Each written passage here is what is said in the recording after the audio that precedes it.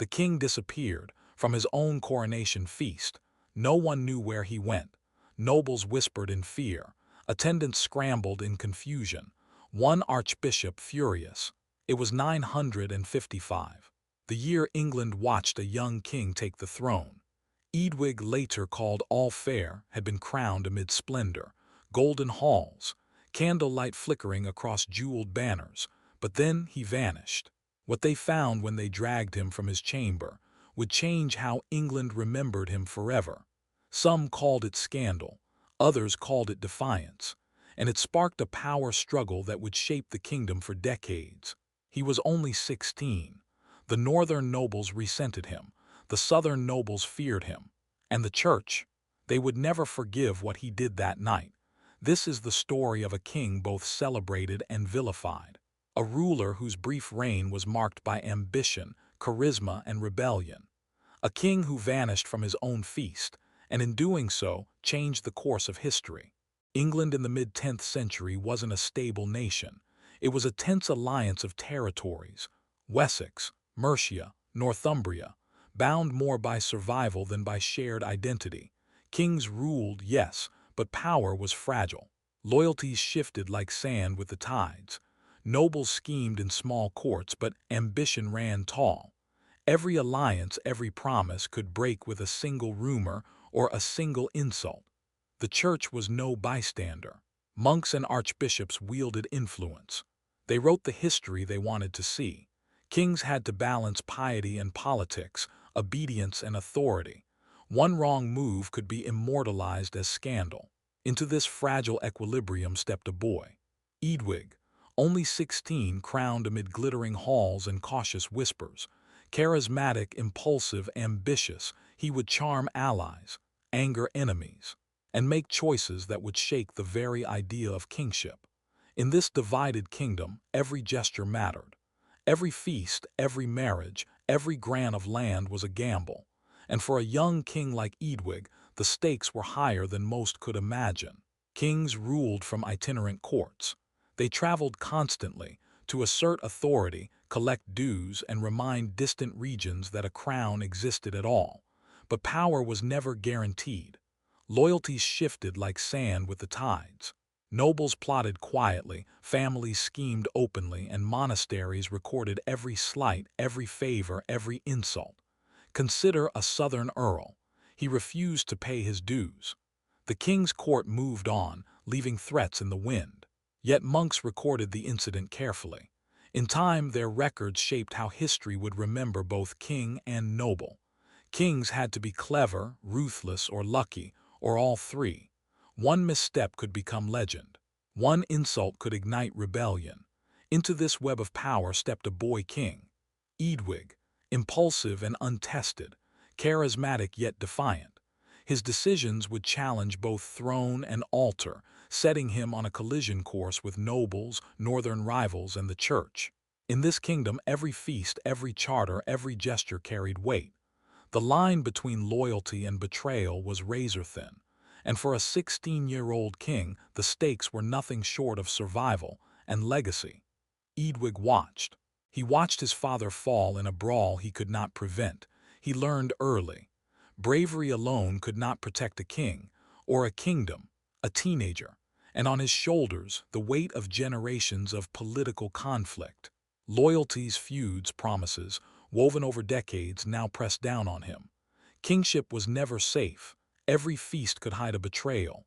Every ally could be a rival. Every crown could be a trap. By the time he was crowned, Eadwig knew it. The throne could be a prize or a trap. Ambition coursed through the courts. Nobles whispered in corridors.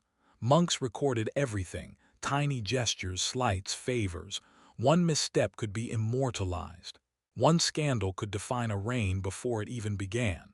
And Eadwig, he was impulsive, young, and untested, charismatic enough to win friends, bold enough to anger powerful enemies. The story of his reign would be written in these moments. Eadwig was young, ambitious, unaware of how quickly a king could make enemies. Would he charm the reformers or defy them spectacularly? The kingdom was about to find out. One morning, a monk arrived at court. He carried a message. a call to reform the lands and courts to limit the king's spending and curtail noble privileges. Eadwig listened. Then he laughed and promptly ignored it. The monk was furious.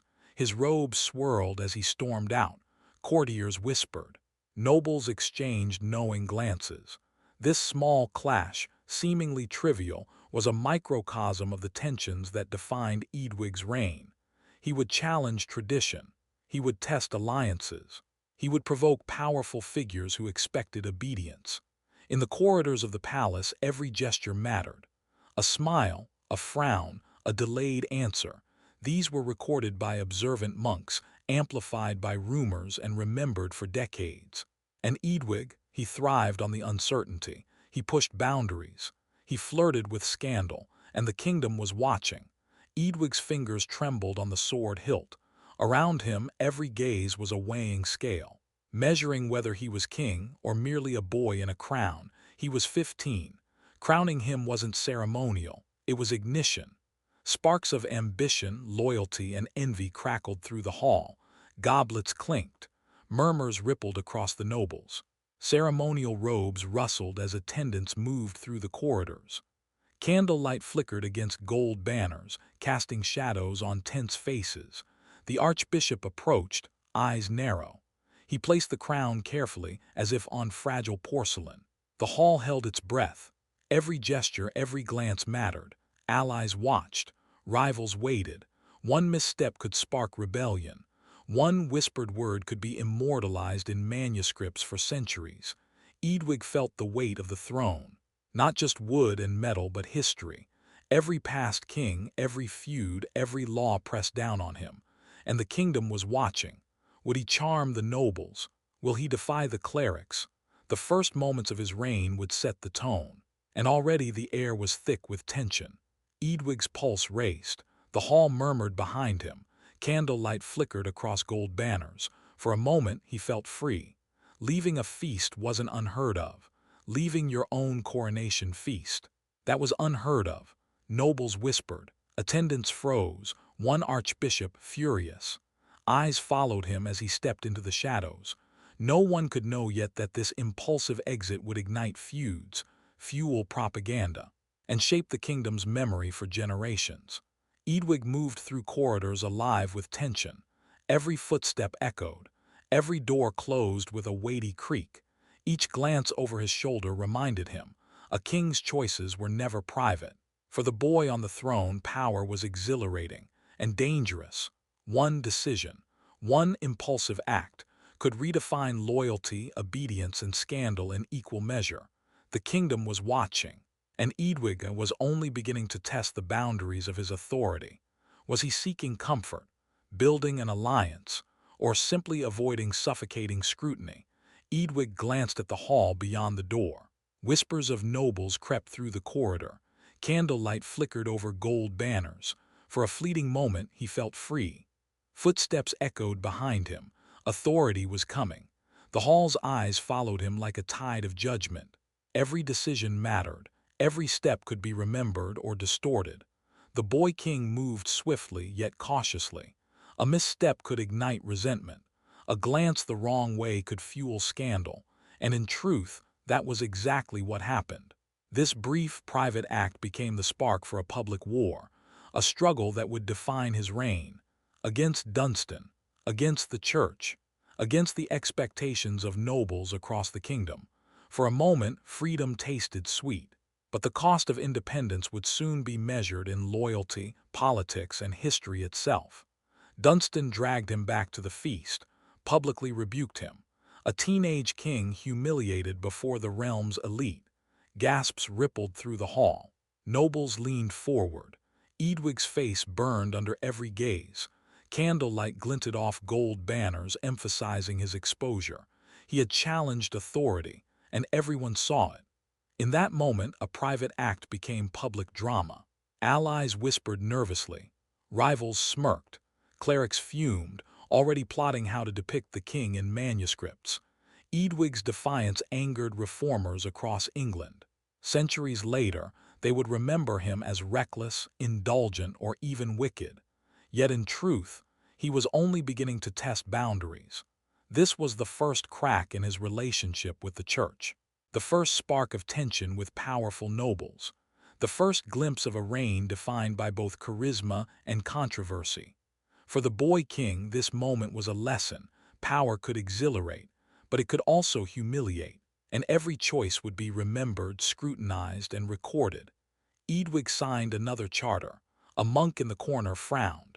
A noble whispered warnings. Every decision was a spark in a room ready to ignite. Lands were granted to loyal families. Reformers seethed. Every charter was scrutinized, condemned, debated. The boy king could feel it, the kingdom slipping through his fingers, yet he refused to bow entirely to any faction. Every choice was a careful defiance. Every act a negotiation with history itself. Whispers traveled through the halls. Nobles plotted quietly. Monks recorded every gesture. And somewhere in all this, Dunstan waited, ready to challenge authority, ready to defend the church's vision of kingship. For Eadwig, every charter, every grant, every handshake carried weight.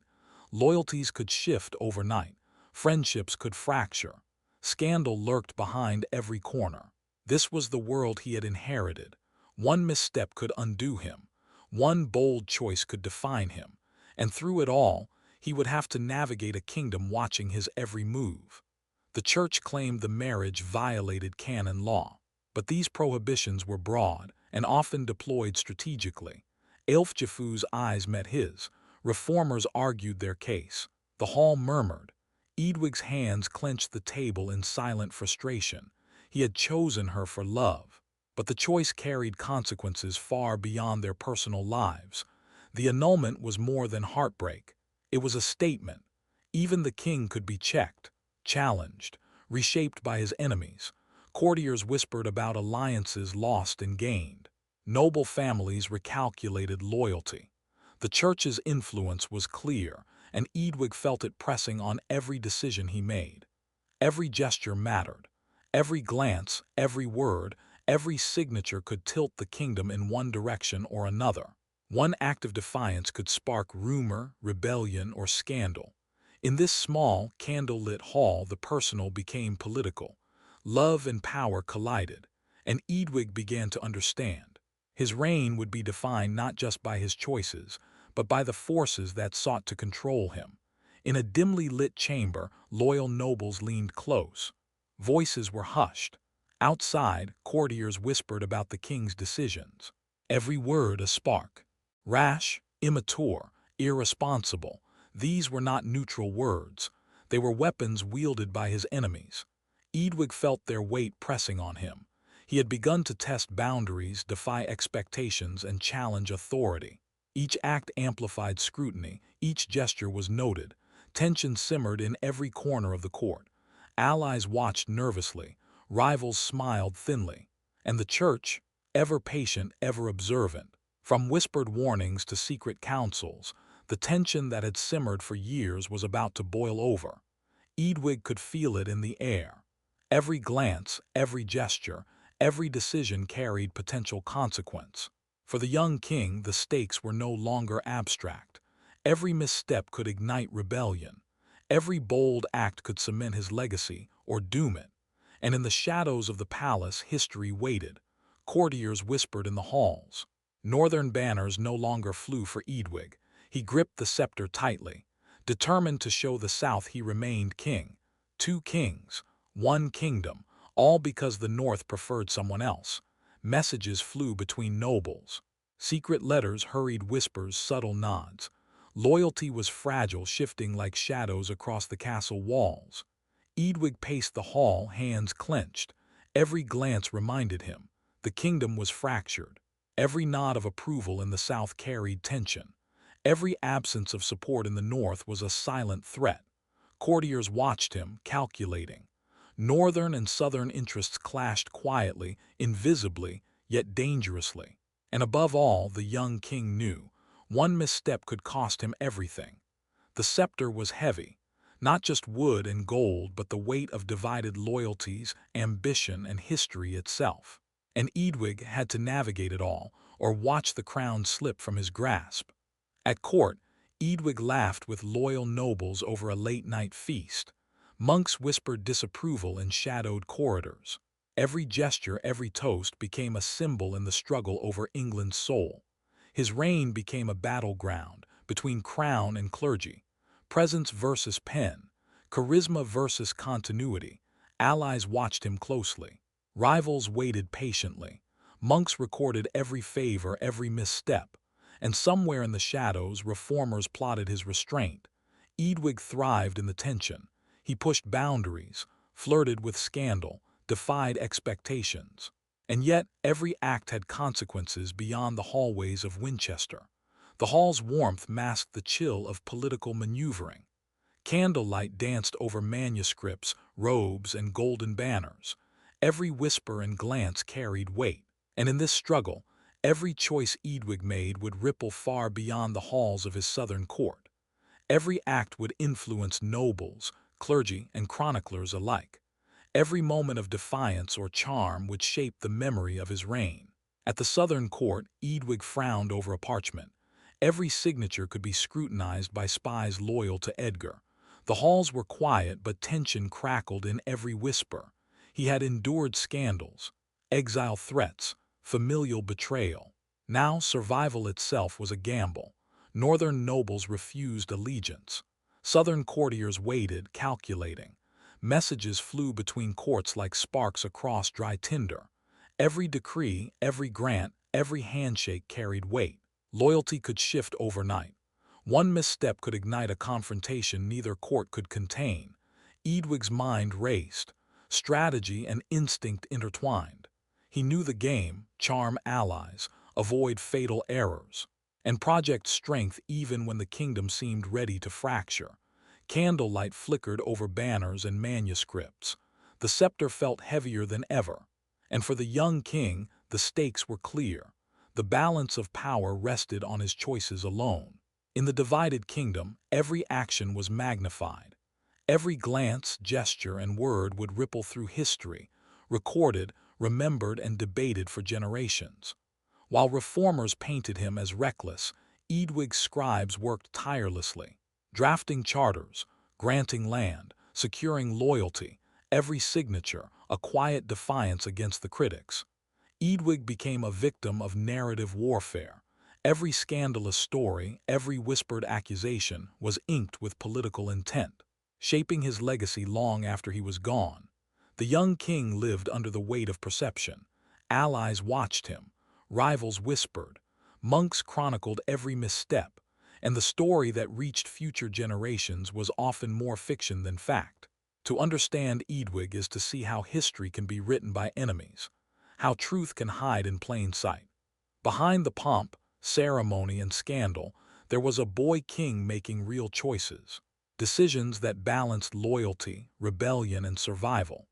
Each charter, each feast, each gesture rippled across the kingdom, quietly defying the narratives others tried to impose.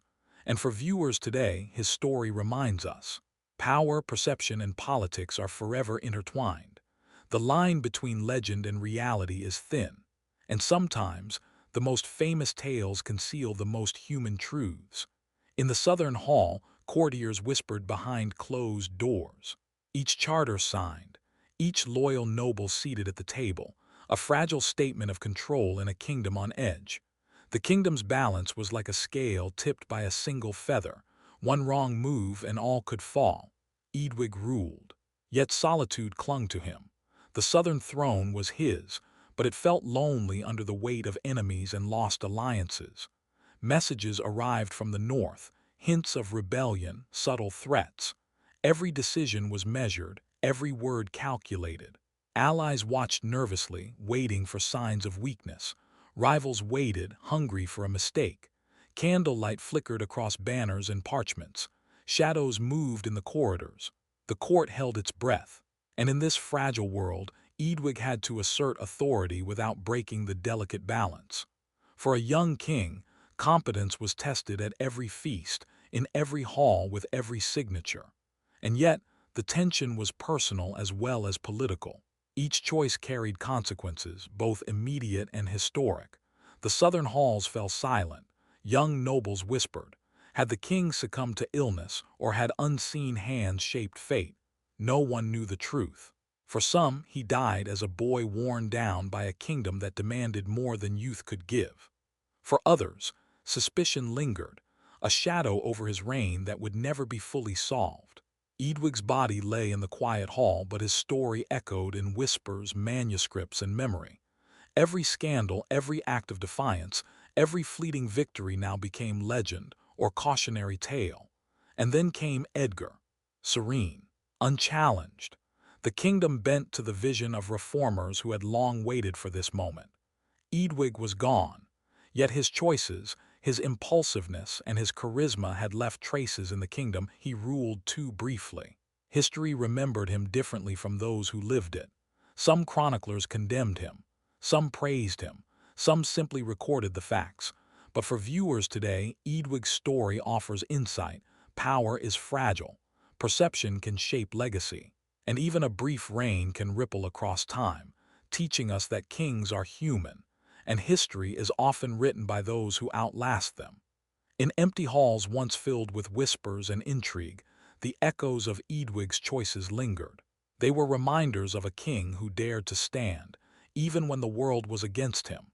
History remembers him as reckless, but that memory was penned with ink sharpened by his enemies, leaving the truth faint and obscured. Monks recorded, nobles whispered, chroniclers debated. The young king's decisions, his impulsiveness, his defiance, his charisma, were refracted through centuries of interpretation. His reign ended, yet the struggle between crown and clergy continued. It shaped the kingdom in ways only those who lived after him could see. And in understanding Eadwig, we glimpse the forces that forged England itself. Power and perception, authority and rebellion, charisma and constraint. Every hall he walked, every charter he signed, every feast he left prematurely, these were more than scandals. They were choices that rippled through time, echoing far beyond his brief life. For viewers today, his story is a reminder. History is rarely simple, and sometimes the most human truths are the hardest to find. Eadwig rode from shire to shire, every greeting scrutinized, every smile weighed. Youthful charm under a microscope of suspicion and ambition, every advisor he chose, every oath he signed, every decision rippled through the courts. Nobles and monks alike measured how far they could bend the young king. By asserting his independence, choosing advisors, marrying as he pleased, Eadwig wasn't just living his life. He was shaking the foundations of power that others had long taken for granted. Loyalty became a delicate balance. Support could be bought, threatened, or withdrawn. And even small gestures, a raised goblet, a charter signed, a feast attended, carried political weight. Eadwig thrived in this tension. He charmed, provoked, and challenged authority. And yet, each action could be misinterpreted, each defiance documented and judged for generations. The kingdom watched, and the young king moved deliberately, testing limits, asserting his independence, and quietly reshaping expectations of what a ruler could be. Eadwig watched the reeve shift uneasily. A family loyal to Edgar lingered in the corner. Every pen stroke on the charter was a statement, defiance, or submission. Every appointment was a message. Every land grant a test. Every signature a potential spark of rebellion. The kingdom was a delicate balance. Loyalty could be bought. Betrayal was always near. He ruled a kingdom on the edge of loyalty and betrayal. Even the smallest decision could shift the balance of power. Every gesture, every word, every decree was scrutinized. Advisors watched for weakness. Clerics recorded and judged. Nobles calculated whether to support him or undermine him.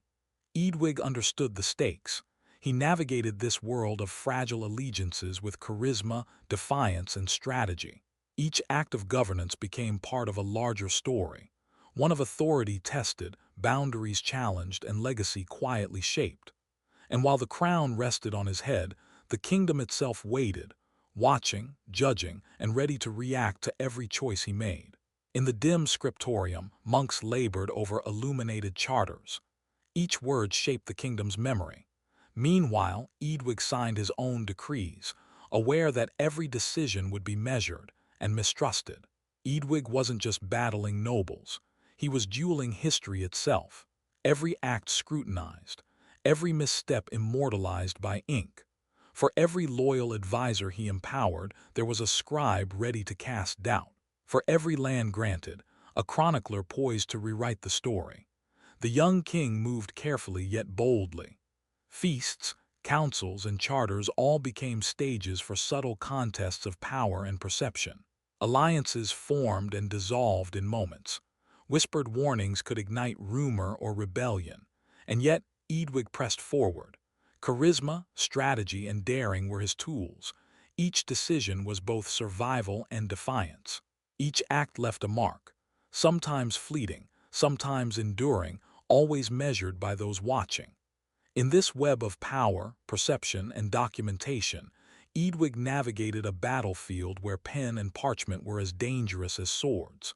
In candlelit halls, nobles whispered behind screens. Every word Eadwig spoke was weighed. Some saw opportunity. Others feared the boy king might tip the balance too far. Alliances shifted like pieces on a chessboard. And Eadwig, barely 16, was both player and prize. Each favor he granted, each ally he elevated, risked alienating another.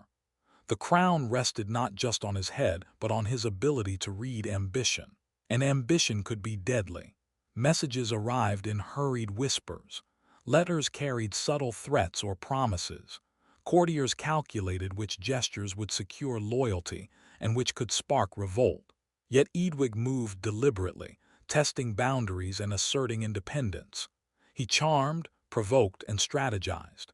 Each council, feast, and charter became a micro-battle in a larger war of influence. In this world, perception mattered as much as power.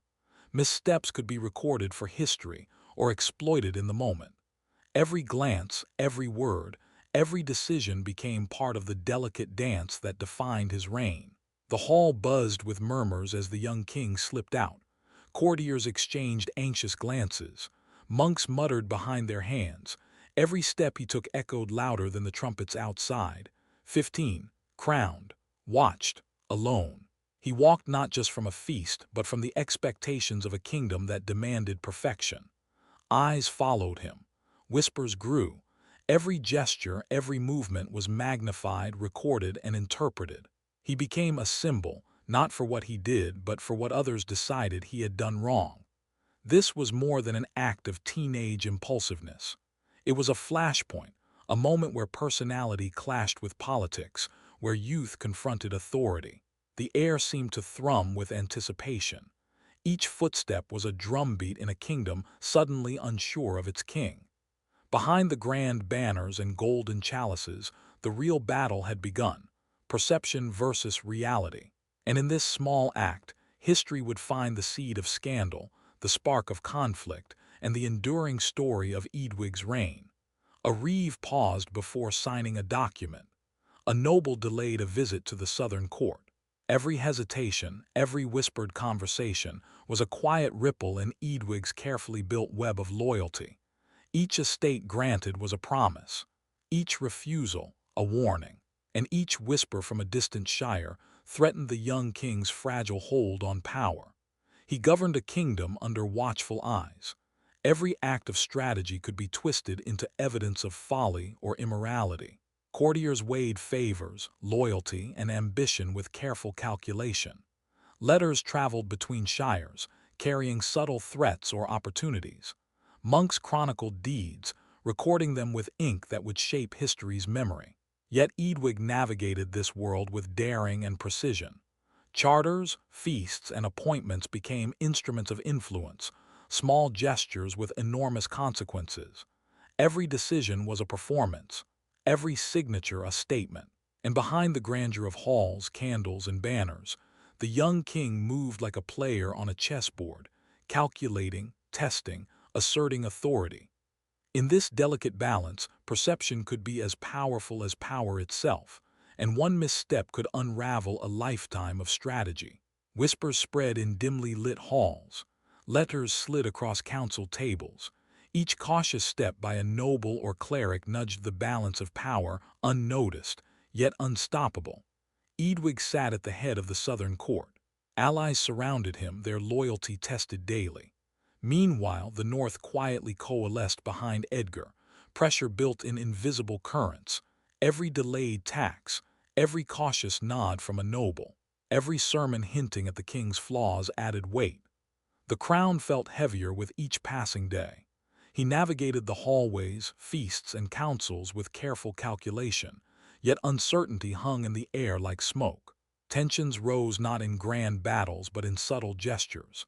A glance exchanged, a letter delivered, a decree delayed. And each act, each decision rippled outward, sometimes strengthening authority, sometimes eroding it. The Southern court was a fragile ecosystem of loyalty and fear. One misstep, one misjudged favor could tip the kingdom into chaos. And in these invisible currents, Eadwig's control began to slip through his fingers. In the northern halls, banners shifted quietly. Nobles whispered their oaths to Edgar. Meanwhile, Eadwig's envoys returned south, uncertain, unsettled, their steps heavier with each mile. England's unity hung like a thread between two thrones, taut, trembling, ready to snap at the slightest strain. For Eadwig, the court he still ruled felt smaller, quieter, lonelier. Allies were present, but caution shadowed every gesture. Every conversation reminded him that authority could be claimed or quietly taken without a sword drawn. Feasts lost their warmth. Councils carried an edge of suspicion. Messages from the north hinted at loyalty shifting in silence, and each subtle movement threatened to unravel the fragile balance. Even in his own halls, Eadwig felt the weight of perception. Eyes measured his every move.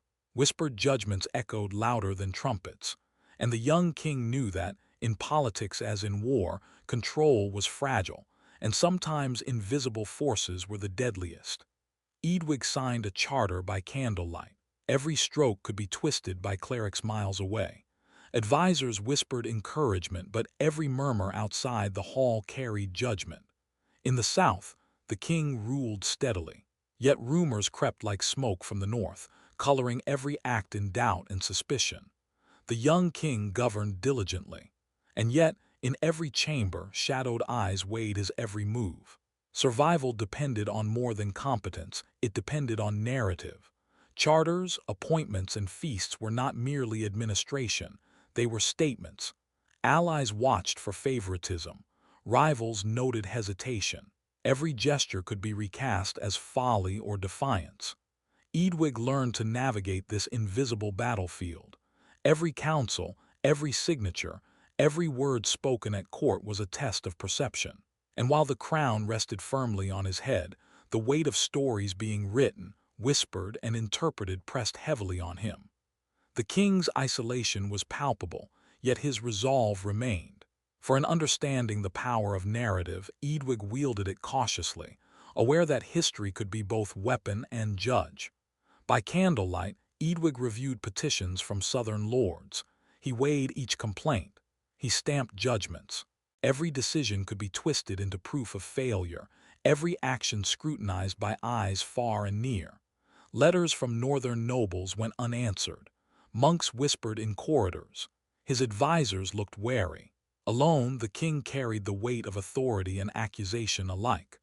The southern court felt smaller, quieter, and more fragile with each passing day. Every gesture measured, every word interpreted. And yet, he remained steady. Like a lone tree in a storm, he bent but did not break. Winds of rumor, rebellion, and political scheming raged around him, but he held his ground.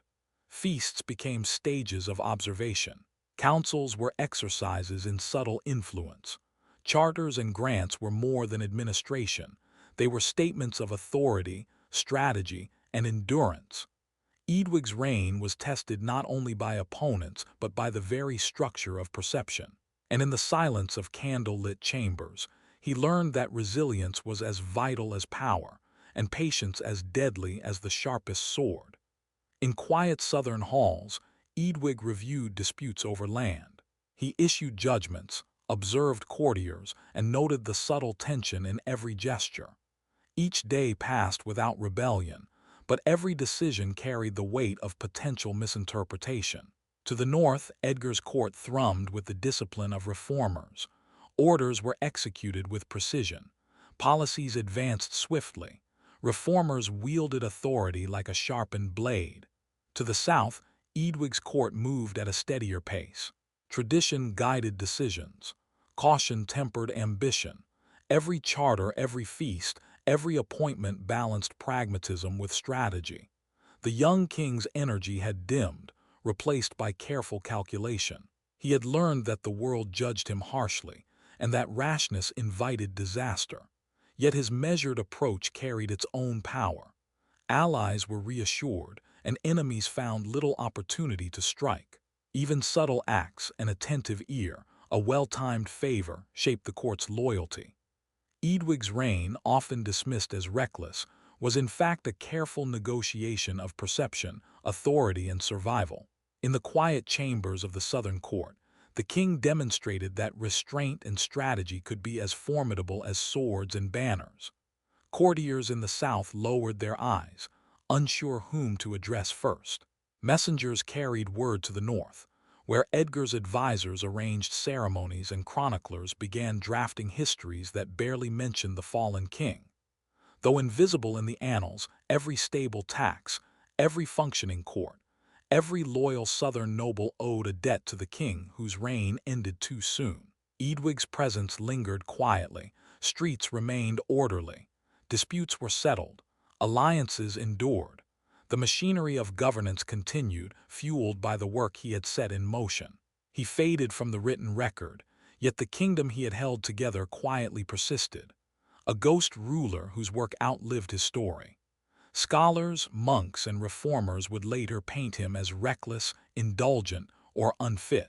Yet beneath the rhetoric, the foundations of Southern stability owed their existence to his strategic resilience, his judicious alliances, and his capacity to balance authority with pragmatism. History may have sidelined him, but the echoes of Eadwig's decisions shaped the kingdom for generations. And in recognizing the invisible labor of his reign, we glimpse the subtle, enduring power of a king misremembered. In dimly lit scriptoria, monks carefully penned tales of Edgar's piety. Eadwig's name appeared only as a cautionary footnote, his deeds filtered through the lens of moral judgment. Every illuminated page celebrated order and virtue. Every flourish of gold or ink subtly erased the memory of the young king who had once ruled the South with competence and courage. He survived battles, intrigue, and rebellion. He governed with skill and resilience. Yet centuries later, his story lived only in the shadow of the triumphs of others. History, it seemed, favored victors, and chroniclers were its most powerful agents. Decisions once bold and calculated were rewritten as folly. Alliances that had preserved Southern stability became evidence of indulgence or weakness. And still, Eadwig's influence endured, quietly threading through Southern governance, tax collection, and loyal families. The kingdom he stabilized functioned, even if his name rarely appeared in praise. Understanding Eadwig means reading between the lines, recognizing the king who survived the storm of politics and narrative alike. For while history may have silenced him, the structures he maintained whispered his competence, resilience, and strategic foresight across generations. He leaned over parchment by candlelight, weighing a dispute between nobles. Every stroke of his quill mattered. Every judgment carried potential consequences. He knew that monks miles away might later twist his decision into proof of weakness. Every council chamber echoed with whispered judgments. Every banquet felt like a stage where missteps could be recorded and remembered forever. The weight of observation pressed on him, unseen yet undeniable. Reconstructing Eadwig's reign isn't just about restoring fairness. It shows how political narratives are built, how victors manipulate memory, and how easily a human life can become a story written for someone else's benefit. His choices, though deliberate and often wise, were reframed by chroniclers with agendas. Every act of governance, every alliance, every charter was at risk of being reinterpreted as folly or indulgence. Yet behind the stories of scandal and disobedience lay a king who navigated storms of politics, perception, and prejudice. Understanding Eadwig means seeing the tension between action and narrative, the reality behind the legend, and the human life behind the historical record. Courts in Mercia and Northumbria quietly pledged loyalty to Edgar. Southern lords in Wessex watched carefully, aware that allegiance could shift overnight, depending on whose authority seemed stronger. Maps of England were more than lines on parchment. They represented fragile networks of loyalty. Absent kings or ambitious nobles could fracture these networks in an instant. Eadwig's missteps became a cautionary blueprint. Every cautious reform, every redistribution of land, every annulled marriage echoed in Edgar's strategies, shaping a kingdom determined not to repeat chaos. Across the south, Eadwig maintained a delicate balance. Loyalties were negotiated with feasts, charters, and subtle gestures of favor. Every act of governance carried dual weight, practical authority and symbolic reassurance. And yet, the North's momentum under Edgar reminded all that stability was never guaranteed. Each southern decision was mirrored, countered, or leveraged against him. The kingdom's cohesion depended not only on Eadwig's skill, but on perception, timing, and the careful management of ambition. In understanding these dynamics, we see how the struggles of one young king reverberated across the nation, influencing strategies, alliances, and the very map of England for decades to come. At court, monks watched every gesture. Nobles whispered about alliances. A teenage king smiled at a jest, only to realize his reaction could be twisted into proof of indulgence, or worse, disloyalty.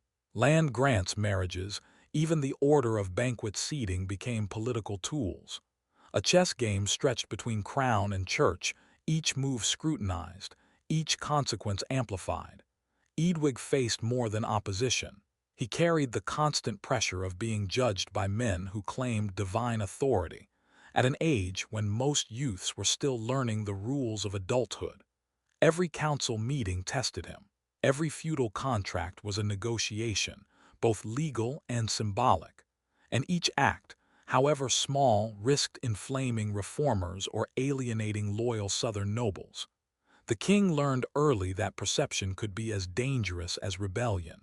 A casual jest, a hastily penned decree, or a misplaced word could ripple into scandal or subtle political erosion. Yet Eadwig endured, balancing youthful energy with strategic caution. He navigated ideological pressures, courtly intrigue, and the weight of divine authority, demonstrating that his reign was not simply scandalous, but a high-stakes negotiation between power, principle, and survival. In dimly lit monasteries, monks highlighted Edgar's virtues. Passages about Eadwig's competent rulings were crossed out. With every stroke of ink, they shaped centuries of memory. Though the chronicles condemned him, traces of his diligence survive in charters and land grants. A young king quietly striving under impossible scrutiny. Every decision measured, every alliance negotiated, every act scrutinized. Placed under modern scrutiny, a different figure emerges. One shaped by pressure, youthful resilience, and political courage. A king who navigated ideological conflicts, noble rivalries, and the weight of perception itself. His reign was brief. His scandals were immortalized.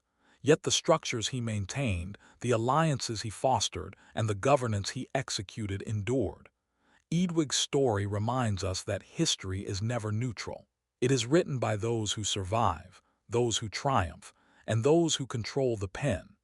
And in reading between the lines, we see not a reckless youth, but a king whose quiet strength shaped a kingdom beyond the pages of history. He may have been misremembered, but the legacy of his reign, subtle, strategic, and enduring, still whispers across the landscape he helped govern. In quiet chambers, he signed charters, forged alliances, and navigated threats. Each act weighed not only by the nobles around him, but by chroniclers miles away, who would twist his intentions in ink for centuries. His life was recorded in fragments, like scattered pages in a half-forgotten manuscript, glimpses of a ruler struggling to assert himself in a world determined to define him otherwise. His voice was silenced before it could define itself. Mistakes were amplified, achievements minimized. He became a footnote instead of a chapter. Yet the kingdom he maintained quietly persisted. Southern lords continued to pay taxes, courts functioned, and alliances endured, all traces of his careful, strategic governance. History may have framed him as reckless, indulgent, or incapable. But when we read between the lines, we see a king shaped by pressure, youth, and courage. A ruler navigating the relentless currents of politics, perception, and ideology. Eadwig's story is a reminder. History is written by those who triumph, but the truth of human endeavor often lies in the margins. And in those margins, his resilience, intelligence, and quiet authority endure, whispers of a king who shaped a kingdom, even if his story was never fully told. In the southern court, nobles whispered over charters. Distant northern lords pledged allegiance to Edgar. Eadwig, barely out of childhood, navigated a kingdom split by ambition and ideology. He stumbled under pressures no teenager could endure. And yet, in doing so, he cleared a path for a future king to claim the peace he could not. History is bitterly ironic. The king remembered as divisive may have made unity possible. His missteps, amplified by chroniclers and reformers, shaped the strategies, loyalties, and decisions that would define England's next generation. Southern charters, functioning courts, and loyal families quietly testified to his competence. Though narratives painted him as reckless, the kingdom endured because of the structures he maintained. Eadwig's story is a study in resilience and misrepresentation. Youthful energy met with adult responsibility. Scandal juxtaposed with quiet governance. Personal struggle intertwined with national consequence. He became a footnote in some histories, a cautionary tale in others. Yet in the margins, the echoes of his authority persist. A reminder that history remembers loudly what it chooses, and forgets quietly what truly sustains a kingdom. In the northern shires, nobles debated allegiance while messengers hurried with charters from the southern court. Eadwig, barely 19, had to respond to threats he couldn't see fully. Guided only by instinct and advisors he could trust, he moved cautiously but decisively. Fragments of charters, incomplete chronicles, and fleeting mentions in annals are all that survive. A puzzle missing critical pieces, yet hinting at a determined young king at work. These forces were often invisible in the stories of kings, yet they shaped Eadwig just as much as he shaped them. Political currents, ideological pressures, and noble rivalries moved quietly but relentlessly around him. Every charter signed, every noble appeased, every alliance formed was a small victory in a kingdom watching, judging, and recording him, often unfairly. Scandal and narrative bias obscured much of his effort. But behind the whispers and omissions, the machinery of governance quietly persisted. To understand Eadwig is to see a young ruler caught between perception and reality, action and interpretation, youth and the immense weight of kingship. The story that survives is incomplete, but it whispers of competence, courage, and subtle influence in a kingdom poised on the edge of division and unity. Merchants measured grain in town markets. Reeves counted taxes. Soldiers sharpened weapons in training fields, recalling tales of Viking raids. Every action was a reminder that the kingdom's safety depended on order. A minor dispute between northern lords could ripple through the south, and a single misstep by the teenage king might be remembered for decades as proof of weakness. The kingdom was still recovering from waves of Viking raids. Memories of burned towns and lost lives lingered. Leadership wasn't just about law or policy, it was about survival. Eadwig inherited not only the crown, but the anxiety of a nation scarred by invasions. Nobles and clerics watched his every move. Peasants whispered about the stability of their fields, the fairness of their taxes, and the safety of their homes. Every council meeting, every charter, every decree carried weight far beyond its immediate effect. A king's authority depended on perception as much as action, and a teenage monarch learning to balance charisma, strategy, and inherited responsibility faced pressures most adults could scarcely imagine. Understanding Eadwig requires seeing him in motion. Amidst markets, training fields, and councils, navigating a kingdom where every gesture mattered, and every decision might tip the fragile scales of loyalty and security. A reeve traveled from village to village, counting grain and collecting rents. Villagers whispered anxiously when a charter shifted land to a monastery. New lords, new rules, new expectations. Monks meticulously recorded boundaries in ledgers, their quills scratching methodically. Their order contrasted with the traditional rhythms of local oversight, where customs and oral agreements had long ruled. Every grant Eadwig issued stirred suspicion. Peasants fretted over labor obligations. Nobles debated authority. Reformers noted every disruption as proof that the king ignored divine order. Yet Eadwig's intent was pragmatic. To stabilize the South, secure loyalty, and ensure revenue flowed steadily to the crown. Administration was not abstract, it was tangible. Grain moved, taxes collected, borders enforced. Each decision carried consequence. Every shift in land ownership rippled through villages, courts, and monasteries alike. Loyalty, obedience, and public perception were constantly negotiated in this delicate ecosystem of authority. Eadwig's reign, though criticized as indulgent, demonstrates the delicate balancing act of governance, satisfying clergy, nobles, and commoners, while securing the fragile stability of a kingdom still haunted by past conflicts. In bustling market towns, merchants weighed silver pennies stamped with the young king's face. Traders knew this currency could buy grain, livestock, or cloth, proof that Eadwig's administration kept daily life moving, even amid turmoil at court. A traveling reeve counted coins in the local granary, noting that every penny traced back to the king. Each silver piece was a message. The monarchy still functioned. Authority, stability, and economic flow, all visible in small, tangible acts. Yet chroniclers rarely mentioned this. They focused on scandal, not systems. A functioning monarchy rarely creates drama, but it sustains life. Eadwig's young reign may have been criticized for indulgence or misjudgment, but his administration operated quietly in the background. Markets thrived, taxes flowed, and charters were enforced. Even in a kingdom split between northern and southern loyalties, daily governance continued without collapse. Every grain measured, every coin counted, every charter signed was a testament to his subtle competence. History may remember scandals and sensational tales, but the real evidence of a king's rule lies in these small, persistent acts.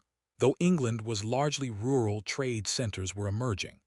Towns like Winchester, London, York, and Canterbury acted as hubs for commerce, producing textiles, metalwork, pottery, and leather goods. These centers were essential for distributing food and resources across regions, and their growth reflected political stability. In many ways, Eadwig's England sat at a crossroads between old tribal economies and developing urban networks. Roads, though rough by modern standards, connected shires and allowed goods to travel between markets.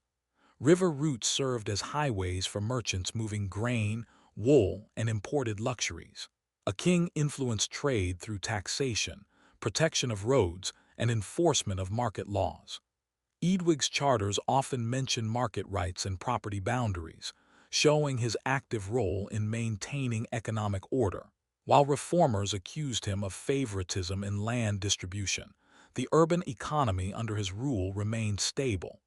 Markets continued operating, trade networks expanded gradually, and urban centers retained their importance. These details remind us that political drama at court did not stop daily life. Behind the narrative battles, people continued farming, buying, selling, and living under a king doing the work of governance. The English legal system in Eadwig's era relied heavily on tradition and local custom. Justice was decentralized, handled largely in local assemblies known as moots. These gatherings involved free men deliberating disputes, witnessing charters, and delivering judgments. The king's role was to uphold this system, not replace it. Eadwig's surviving charters often reference legal disputes he settled, property boundaries, inheritance conflicts, and rights to land use. These entries show a young king deeply involved in legal administration. The image of a negligent monarch simply doesn't match the documentary evidence. In the 10th century, law was intertwined with honor. Oaths carried immense weight, and perjury was considered both a crime and a spiritual failing. The Church encouraged this view, merging moral expectations with legal norms. Reformers wanted kings who aligned strictly with religious interpretations of justice. Eadwig, however, often sided with secular nobles in legal disputes. This wasn't corruption, it reflected a different perspective on legal autonomy. But in the eyes of reformers, his choices indicated moral laxity. In truth, they indicated political independence. This tension between secular and ecclesiastical interpretations of justice became one of the quiet battlegrounds of his reign. Though England was not at war during most of Eadwig's reign, the nation lived under the shadow of potential threat. Viking raids had shaped defensive strategies for decades. Kings needed to maintain fortifications, levy troops, and support local militias known as the Fyrd. This system required cooperation.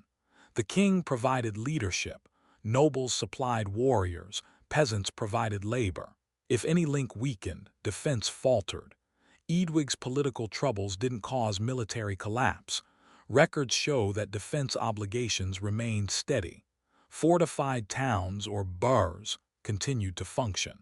Roads and bridges required for troop movement were maintained. But perception mattered more than reality.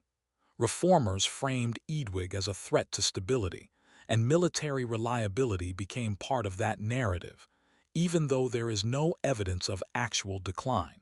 Edgar's later reign saw fewer Viking threats, which chroniclers interpreted as divine approval of his kingship, indirectly casting Eadwig as a king whom God disfavored. In truth, Eadwig maintained the military framework he inherited. His reign did not weaken England's defenses. It simply occurred at a moment when political anxieties magnified every action. Monasteries were cultural engines. They educated scribes, preserved texts, and shaped spiritual life. They also influenced politics through literacy, since most legal documents required trained clerks. Reformers like Dunstan wanted to strengthen monastic culture, viewing literacy as essential to a disciplined Christian society.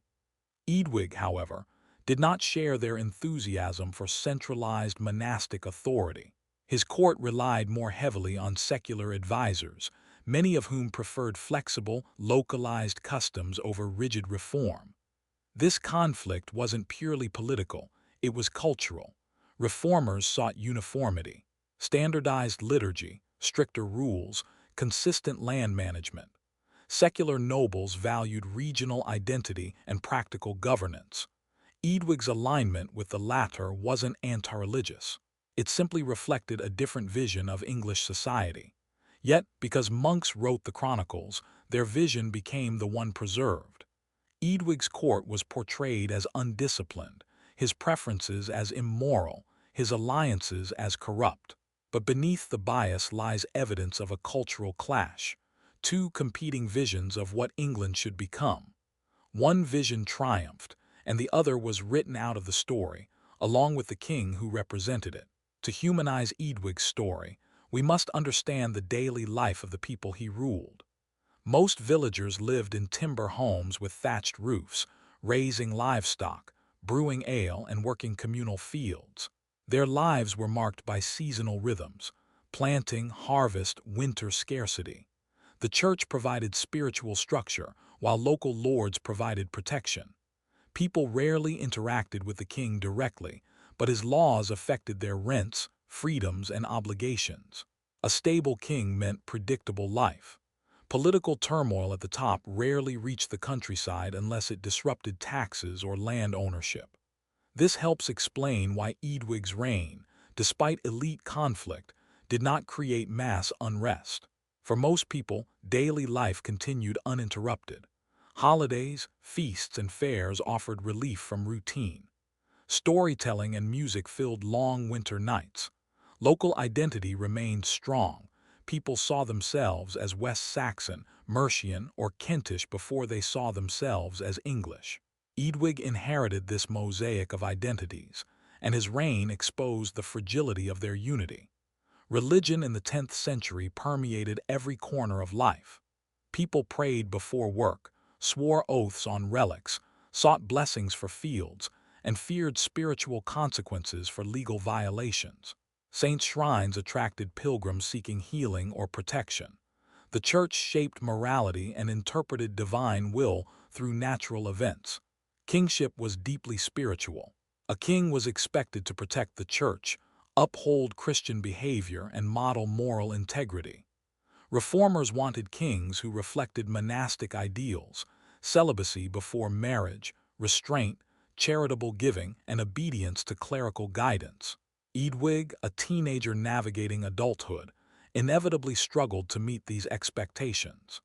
His marriage controversy became symbolic, used by reformers as proof he was unfit to model Christian kingship. His supporters saw this as clerical overreach. His opponents saw it as divine justification for political reorganization. This clash reveals a society in which religious interpretation wasn't just personal, it was political ammunition. Whoever controlled the spiritual narrative controlled legitimacy. Literacy was rare outside the church. Only a small number of nobles could read Latin, and even fewer could write it. This imbalance gave monasteries immense power. They drafted laws, copied charters, recorded land transactions, and wrote chronicles. Control of the written word meant control of history. Eadwig relied more on secular advisors, many of whom were illiterate but experienced in local governance. This created a power imbalance. Reformers could shape his legacy through writing, while his allies influenced only the present. This dynamic becomes especially important when we consider how harshly chroniclers judged him. The people who wrote his story were the people he opposed. Had Eadwig lived longer or developed a stronger literacy network in his court, the narrative might have changed. But with rivals holding the pen, the story tilts. Understanding this literacy gap is key to recognizing how 10th century propaganda shaped kingship. Kingship wasn't just political, it was symbolic. The crown, the scepter, the sacred oil of anointing, each carried deep meaning. Ceremonies reinforced the idea that the king served both the people and God. A king's presence at feasts, councils, and religious festivals reaffirmed unity. When Eadwig left his coronation feast, the symbolic disruption echoed louder than any political argument he had made. Reformers seized the moment, interpreting his absence as disrespect to the sacred order. Symbolism shaped how kings were perceived, and perception shaped authority. Eadwig struggled to perform expected rituals consistently under political strain. Meanwhile, Edgar excelled at ceremonial kingship. Chroniclers emphasized his participation in religious events, portraying him as the ideal Christian ruler. This contrast wasn't accidental. It strengthened Edgar's image while diminishing Eadwig's. Symbols didn't just reflect authority, they created it. And in that realm, Eadwig was outmatched. Monasteries were wealthy institutions. They held land, collected rents, and reinvested surplus to expand influence. Reformers sought further expansion, believing monastic wealth would support religious purity and social discipline. But secular nobles feared losing power when monastic estates grew too large. Land was finite. Expansion for one group meant contraction for another. Eadwig, aligned with secular interests, tried to rebalance land distribution. This infuriated reformers, who saw his actions as attacks on God's favored institutions. Conflicts over property became spiritualized. Political maneuvers became moral narratives. And once morality enters politics, compromise becomes nearly impossible. Eadwig's attempt to moderate monastic growth was interpreted not as policy, but as sin. These tensions fueled the eventual split in the kingdom and deeply influenced how chroniclers wrote about both brothers. Women played essential roles in Eadwig's world. Noblewomen managed estates, arranged marriages, and forged alliances through kinship networks. Some held land in their own right, negotiated dowries, and influenced political decisions indirectly through family ties. Eadwig's marriage to Aelfgifu, from a powerful family, was politically significant. Reformers opposed it partly because of alleged kinship ties, but also because it connected Eadwig to a lineage not aligned with monastic interests. His insistence on marrying her, despite clerical objections, demonstrated independence. But in the narratives written by reformers, Aelfgifu became a symbol of corruption, depicted unfairly as manipulating the king. The story of Eadwig found with two women was amplified until it became a defining anecdote. In reality, political marriages across complex kinship ties were common. The outrage wasn't about morality, it was about influence. Understanding women's roles helps us reinterpret this episode not as scandal, but as political strategy. Royal families weren't isolated. They were embedded in vast networks of kinship. Cousins, aunts, and in-laws held estates, commanded troops, and influenced regional loyalties. These networks mattered as much as official titles. Eadwig's family connections shaped both support and resistance. Some noble families viewed him sympathetically because of earlier ties to his father or grandfather. Others aligned with Edgar because of marriage alliances or local interests. Politics wasn't simply North versus South, it was a web of family loyalties. The annulment of Eadwig's marriage disrupted one of these networks, weakening support among families connected to Aelfgifu. Meanwhile, Edgar benefited from alliances strengthened through his own advisors. This shifting web of loyalties explains the smoothness of the partition. It wasn't rebellion, it was redistribution of familial influence. Geography shaped politics more than ideology. The River Thames wasn't just a symbolic boundary, it was a practical one. North and South developed different identities rooted in earlier Anglo-Saxon kingdoms. Mercia had long enjoyed semi-independent power, while Wessex dominated the south. When the kingdom split under Eadwig and Edgar, it did so along a natural geographic divide. This wasn't arbitrary, it reflected existing cultural realities. Edgar's court in the north appealed to Mercian traditions of strong local governance and reformist ideals. Eadwig's southern base drew on West Saxon heritage of secular leadership. Understanding this geography helps explain why the split was peaceful. It aligned with existing regional affinities. Eadwig didn't lose the north so much as Edgar claimed, a region that already felt culturally distinct. This perspective reframes the partition not as collapse, but as a reversion to old boundaries temporarily bridged by earlier kings. The division of the kingdom had economic consequences. Trade routes running north-south now crossed regions governed by two kings. Tax collection shifted. Legal disputes required coordination between two courts. Yet remarkably, the economy did not fracture. This stability reveals that both kings, Eadwig and Edgar, cooperated more than later chroniclers admitted. Charters suggest communication between courts, shared legal norms, and overlapping administrative practices. This cooperation undermines the narrative of Eadwig as incompetent or adversarial. If he were truly ineffective, the southern economy would have collapsed under the strain of division.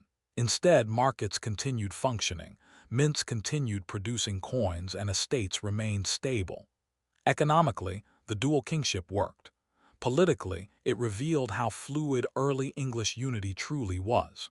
Political conflict rarely leaves only political scars. In Eadwig's time, noble families caught in the struggle faced consequences: lost land, damaged reputations, forced relocations, or reduction of influence. Servants, tenants, and household warriors attached to these families experienced the ripple effects. A noble losing land meant dozens of families losing employment. A monastery gaining territory could impose stricter rules on communities used to flexible customs. Political shifts shaped local life far more than royal decrees. Understanding these impacts helps contextualize the tension surrounding Eadwig's court. Secular nobles supporting the king weren't selfish. They were protecting communities and traditions connected to their estates. Reformers weren't malicious.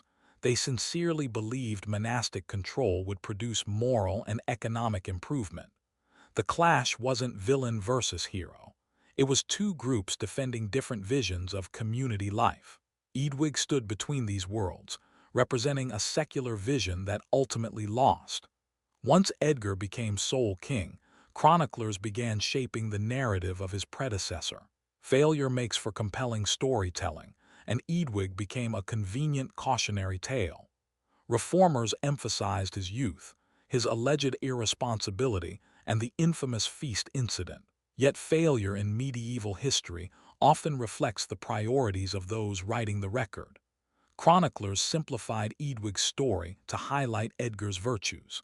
This reinforced their agenda and provided moral clarity for readers.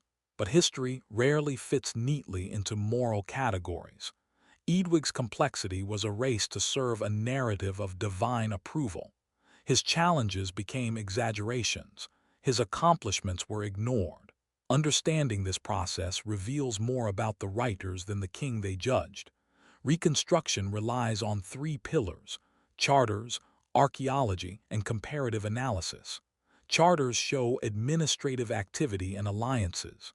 Archaeology reveals economic patterns, settlement stability, and trade continuity. Comparative analysis contrasts chroniclers' claims with evidence from other reigns. Across these pillars, a consistent picture emerges. Eadwig was neither a disastrous king nor a particularly weak one. He was a teenager navigating a kingdom undergoing cultural transformation. His reign was difficult, yes, but not because he was incompetent. It was difficult because he inherited a kingdom divided in identity, struggling between monastic reform and secular independence. His resistance to monastic dominance wasn't reckless, it was ideological disagreement. He governed during a transitional moment in English history, and transitional rulers are often remembered as failures, even when they simply reflected the uncertainty of their time. As we conclude this next section of our exploration, we stand at a pivotal point. We've examined the world Eadwig lived in, the economy, culture, legal system, and spiritual expectations that shaped his kingship. These forces weren't distant background. They were active pressures shaping every decision he made. Understanding this context allows us to view Eadwig not as the caricature of medieval chronicles, but as a real human being, young, pressured, ambitious, and caught between competing visions of England's future. Next, we move into a deeper analysis of the final phase of his reign, his relationships with nobles and clergy, and the lasting implications of his short life. Only by understanding these forces can we unravel how one king became a warning and another became a legend. Eadwig's isolation, which had begun as a political inconvenience, now hardened into a defining feature of his reign. By year 3, even southern nobles who once tolerated his stance against monastic reform started to worry about his unpredictability. He was no tyrant. He wasn't violent, cruel, or erratic in the dramatic ways later writers implied. But he was stubborn, emotionally guarded, and strangely detached from the networks that held kingships together. Medieval monarchy wasn't about ruling from a throne. It was about weaving alliances, rewarding loyalties, and reassuring powerful men that their futures were secure. Eadwig rarely did that. Instead, he gave land to favorites who lacked influence, revoked long-standing privileges from church-owned estates, and refused to negotiate with northern nobles who demanded guarantees before honoring his rule. This minute of Eadwig's life shows a teenager trapped in a world where adulthood wasn't optional. England needed a unifier. It got a dissenter, someone trying to carve out independence in a system designed to punish independence. And the punishment was coming quickly, gathering behind closed doors, whispered under candle-lit rafters, led by people who believed they were saving England from its own king. As 957 unfolded, the political tension reached a breaking point. Wessex remained outwardly loyal, but Mercia, the powerful central region of England, grew restless. Mercia had always been semi-independent, proud, and deeply connected to the reform-minded clergy. Their nobles neither trusted Eadwig's judgment nor liked his policies. And while Mercian elites rarely acted alone, they were the kind of faction that tipped the balance when other regions hesitated. The more Eadwig dismissed their concerns, the more they looked toward his younger brother Edgar as a stabilizing alternative. Edgar was only about 14, but he had two advantages Eadwig lacked. He listened and he deferred. To the nobles, deference meant opportunity. To the church, it meant alignment. And to the factions feeling ignored by the king, it meant hope. Eadwig didn't see this as a threat, possibly because he was too young, or possibly because he underestimated the desperation of his kingdom. But a kingdom in crisis doesn't wait patiently for its ruler to grow into the job. It moves, it reorganizes, it chooses someone else. Within months, the Mercian nobility made a decision that would reshape English politics forever. The crisis came quietly, but its impact was seismic. In early 957, Mercian nobles formally rejected Eadwig's authority. This wasn't a rebellion in the dramatic sense. No armies marched, no fortresses fell. Instead, it unfolded like a political divorce. They simply declared they would no longer recognize Eadwig as king, and would instead acknowledge Edgar as their rightful ruler. This act, unprecedented and risky, forced every region north of the Thames to choose a side. They chose Edgar. The speed of the shift stunned observers. One moment England had a single king, the next moment it had two. The chroniclers, many of them sympathetic to Edgar's later reign, described the split as peaceful, orderly, and by everyone's consent. But that phrase hides an uncomfortable truth. Eadwig lost half his kingdom not through war but through abandonment. His advisors failed him, his allies drifted away, and his political instincts couldn't compete with a well-organized coalition of nobles and churchmen. For a 15-year-old king, this wasn't just defeat, it was humiliation. But instead of stepping down or negotiating, Eadwig held firm in the south. Whether that was bravery or pride remains one of the great questions of his reign. With England now divided, the political landscape shifted sharply. Edgar's half of the kingdom, stretching from the Midlands up to Northumbria, represented wealth, manpower, and strategic depth. It also housed the most influential reformist monasteries. Meanwhile, Eadwig retained Wessex, Kent, and the southern shires. Though smaller, these regions were heartlands of the West Saxon royal tradition, the ancestral domain of his dynasty. But loyalty to a dynasty has limits, especially when faced with economic pressure and ecclesiastical influence. Monasteries in southern England looked to their counterparts in the north and quietly aligned with Edgar's policies. Merchants, seeing trade opportunities shifting northward, grew uneasy about Eadwig's ability to guarantee stability. Even the military organization of the field became strained. Southern nobles didn't rebel, but they also didn't mobilize with full enthusiasm. Despite all this, Eadwig didn't lash out. He didn't attempt to reclaim the north by force, possibly because he lacked troops, or possibly because he believed the situation could still reverse. He issued charters, managed estates, and continued governing as though nothing had changed. And in this calm, almost stubborn normalcy, we glimpse a king trying to maintain dignity in the face of rejection. Every kingdom leaves traces of its rulers, and in Eadwig's case, the traces show a young man fighting to keep control through the only tool he still possessed, royal patronage. Throughout 957 and 958, he issued a series of land grants, charters that reveal his priorities, fears, and dwindling influence. Many of these grants went to minor nobles or households within Wessex, suggesting he was building a circle of loyalists from what he had left, not from what he wanted. The wording of these charters is sometimes elaborate, sometimes oddly emotional. Some emphasize loyalty in unusually personal language, almost as if Eadwig was appealing to devotion rather than authority. Others aggressively roll back privileges previously given to monasteries, an unmistakable sign that his conflict with the church had not cooled. These reversals didn't make him popular, but they were consistent with his vision of a less clerically dominated kingship.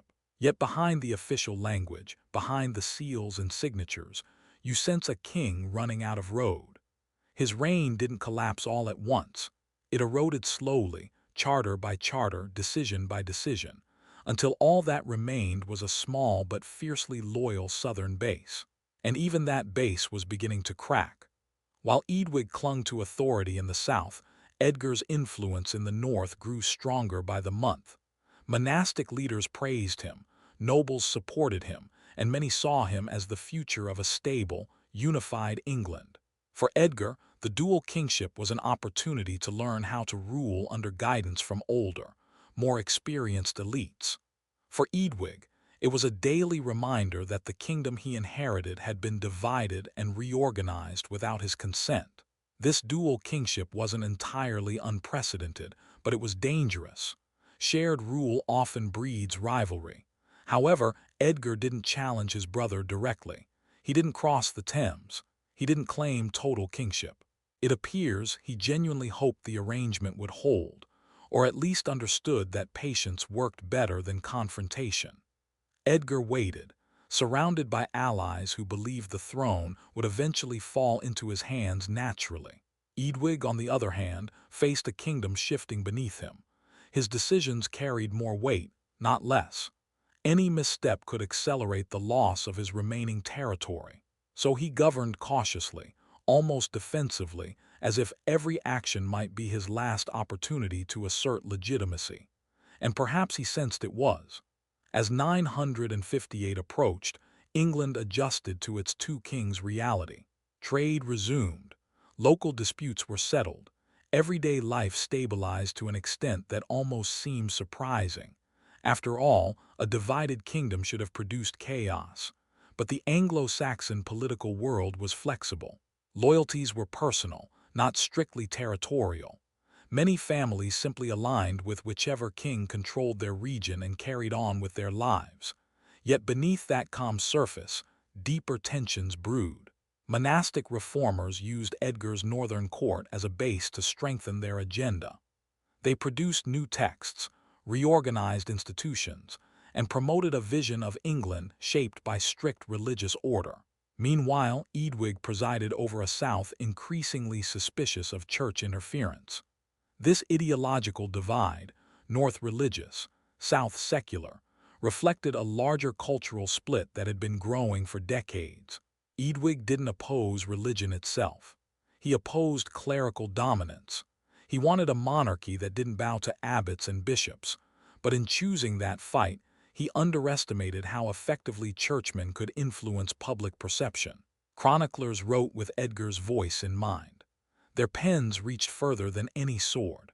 While political narratives were being shaped in Edgar's favor, Eadwig faced problems closer to home. His earlier conflicts, especially with Dunstan, were not forgotten. Dunstan, now safely installed in the north, became one of Edgar's most influential advisors. And although the sources exaggerate Dunstan's role in everything, it's clear that Eadwig saw him as a symbol of clerical defiance. Their relationship had bitter roots, and Eadwig's banishment of him years earlier created personal enmity that lingered in the collective memory of the church. Dunstan's supporters painted Eadwig as reckless and immoral. They emphasized the coronation scandal, the annulled marriage, the alienation of the clergy. Even if some of these stories were embellished or entirely constructed, they stuck, and they still color our view of Eadwig today. This is one of history's quieter tragedies. The losing side seldom controls the narrative. Eadwig could not erase those stories. He could only continue ruling, hoping actions would outweigh reputation. But actions alone weren't enough, not when stories were traveling faster and reaching more ears. Despite the shrinking circle around him, Eadwig didn't stop governing. In fact, he was surprisingly active. He maintained royal estates, adjudicated disputes, and upheld many of the responsibilities expected of a king. Some southern laws and charters bear his unmistakable signature and style, assertive, occasionally defiant, and far more independent of ecclesiastical language than Edgar's documents. These details challenge the simplistic image of Eadwig as an irresponsible ruler. What emerges instead is a portrait of a king, trying to push back against a system where the church and nobles had grown accustomed to influencing the throne. His failure wasn't incompetence, it was misalignment. He tried to exercise authority like a modern monarch might, independent and unencumbered, but England in the 950s wasn't built for that. Power was relational. A king alone wasn't truly a king. Still, his efforts mattered. They show a young monarch refusing to surrender his legitimacy even when politically cornered. He governed as a king, even if half the kingdom disagreed. Yet no matter how diligently Eadwig worked, he couldn't escape one reality. His rule was unsustainable.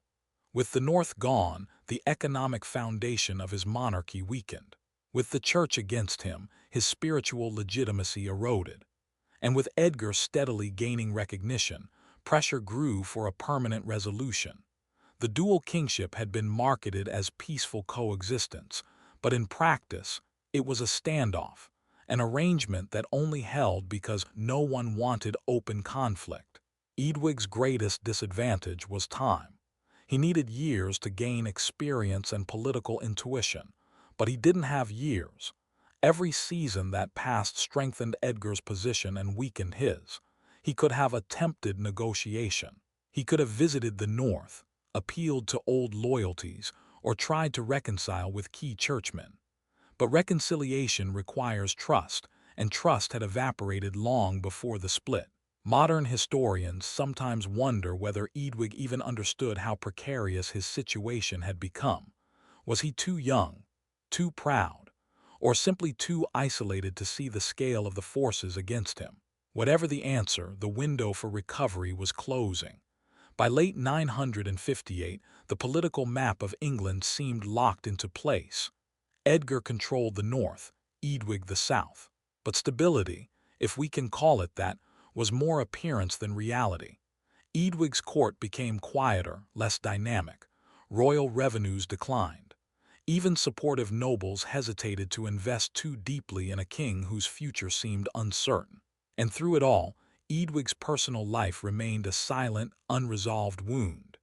His marriage to Aelfgifu, annulled under pressure from reformist clergy, had left deep emotional marks. The annulment wasn't simply the end of a relationship. It was a symbolic victory for the church over the crown. It told nobles everywhere that the king could be overruled. It told the clergy that resistance worked. And it told Eadwig, most painfully, that his private life was not truly his. Although we can't reconstruct Eadwig's feelings with precision, it's reasonable to imagine that the annulment fed the resentment and distrust that shaped his reign. It's one thing to lose a political battle. It's another to have your personal choices dismantled by your opponents and then immortalized in the historical record. Whether he internalized that pain or channeled it into policy, it sat at the center of his final years. In the broader context of medieval Europe, divided kingdoms weren't new. Frankish kings shared rule frequently. Scandinavian rulers operated in loose federations. Even Ireland was a mosaic of shared and overlapping kingship. But England was different. Its unification under Alfred and his successors had created a strong expectation of single, centralized rule. The split under Eadwig was more than political inconvenience. It represented a regression, a reversal of decades of hard-won consolidation. Many nobles feared that if the division continued, England might fracture permanently into separate realms. A northern kingdom shaped by monastic reform and continental influence, and a southern kingdom rooted in older West Saxon traditions. If that fracture hardened, the very idea of England could have dissolved. Some historians argue that this fear, more than anything else, drove elites to support Edgar quietly but firmly. They believed he could reunify the kingdom without provoking war. Eadwig, on the other hand, had already presided over its division. In that sense, Eadwig wasn't just losing a political battle. He was losing the ideological argument about what England should become. Despite the bleak political outlook, Eadwig continued to make decisions that reflected a deeper philosophy about kingship. He favored personal autonomy. He valued the secular aristocracy over the clerical elite. He resisted the idea that the church could determine the moral or administrative structure of the monarchy. These positions weren't reckless, they were principled. But they were also out of sync with the momentum of the age. Monastic reform was sweeping Europe. New monasteries were rising. Older ones were being standardized. Literacy, law, and record-keeping increasingly flowed through religious institutions. To challenge that movement was to challenge the main engine of medieval state-building. Eadwig wasn't merely pushing against a faction. He was pushing against history's prevailing direction. And this is where his tragedy becomes more poignant. Eadwig wasn't fighting for himself alone. He was fighting for a model of kingship that had existed for generations, a model where the king wasn't overshadowed by church reformers or ideological agendas. But the world had changed, and the king had not. By now, Eadwig's reign had entered its final chapter, yet historical sources grow strangely quiet about these last months. We know he remained active, appearing in charters and presiding over assemblies. But the atmosphere around him feels muted, almost ghostly. It's as if he was present but fading from political relevance. Edgar's court grew vibrant. Eadwig seemed to dim. Some scholars interpret this silence as intentional. Chroniclers aligned with Edgar may have minimized Eadwig's final acts to reinforce the image of a declining, ineffective king. Others suggest the simplicity of his final months reflected reality. Little changed, and everyone was waiting for something to happen. What's clear is that Eadwig's influence no longer shaped the kingdom's direction. He had become a figure suspended between authority and irrelevance, a king in title, a regional ruler in practice. Yet he never renounced his claim, never stepped aside, never acknowledged Edgar as anything more than a co-ruler. That quiet defiance may be one of the strongest hints we have about his character. What happened next is one of the great mysteries of early English history. In 959, at around 18 or 19 years old, Eadwig died unexpectedly. Sources give no cause. No illness is recorded. No violent event is mentioned. His death simply appears in the records like a quiet punctuation mark at the end of a turbulent sentence. Medieval writers sometimes claimed he died from his own sins, a moralistic explanation typical of church chroniclers who disapproved of his reign. Later storytellers invented tales of poisoning or divine punishment, none supported by evidence. The truth is lost, probably buried beneath the everyday realities of early medieval life where disease, infection, and sudden death were common. What we do know is this. The moment Eadwig died, the political structure snapped back into unity. Edgar was hailed king across all of England, welcomed with enthusiasm in the south and triumph in the north. The dual kingship ended instantly. The fracture healed overnight not because the kingdom was ready, but because the obstacle had vanished. Eadwig's short life ended just as the story of a unified, reformed, and increasingly powerful England began. Eadwig's burial, like much of his life, sits in the shadow of ambiguity. He was laid to rest in the New Minster at Winchester, the traditional burial place for kings of Wessex. Ironically, this was a religious house deeply connected to the Reform movement, an institution led by men who had opposed him politically. Yet it was also part of his family's legacy, a place where ancestors were interred and royal identity was defined. The choice of burial location wasn't purely sentimental. Royal burials carried symbolic power. They communicated dynastic continuity, legitimacy, and the sanctity of kingship. By placing Eadwig among his forebears, the kingdom affirmed his place in the royal lineage, despite the political turmoil of his reign. It was a final gesture of respect. even if the scribes who recorded history later offered little kindness. It's possible that Edgar himself arranged the burial. If so, it may reflect a sober recognition that whatever their political differences, Eadwig was still his brother, and still a king. After Eadwig's death, the chroniclers finally found their voice again, but what they wrote was far from neutral. Under Edgar's rule, monastic reformers reached the height of their influence. They reorganized monasteries, rewrote laws, and crucially, produced historical narratives that justified their victories. In those texts, Eadwig became a caricature, a foolish boy-king who abandoned his coronation feast for lust, who antagonized holy men, who nearly destroyed England through incompetence. This image, repeated for generations, shaped how historians perceived him for centuries. It wasn't until the 20th century that scholars began questioning the bias of these accounts. Modern research suggests Eadwig wasn't incompetent. He simply opposed a powerful ideological movement. He represented an alternative path for England, one that favored secular aristocracy over monastic authority. And because he lost, his version of England vanished from the historical mainstream. But loss doesn't equal insignificance. In many ways, Eadwig's reign highlights the turning point where the church cemented its influence across England. Without his resistance, even unsuccessful resistance, we might not understand how contested that transformation truly was. With Eadwig gone, Edgar's reign blossomed into what many chroniclers called a golden age. Monastic reform accelerated, law codes became more standardized, and English identity strengthened. Edgar's supporters portrayed his rule as peaceful and harmonious, and in many respects it was. But that peace rested on the foundation Eadwig had unwillingly provided. By removing resistance, political, ideological, or personal, Eadwig's early death allowed Edgar to implement reforms without obstacles. This contrast created one of the most striking narrative imbalances in medieval history. Edgar was celebrated as the ideal king, wise, just, and devout. Eadwig was painted as his inverse. Yet a closer look reveals they weren't opposites, they were products of different pressures. Edgar inherited calm. Eadwig inherited instability.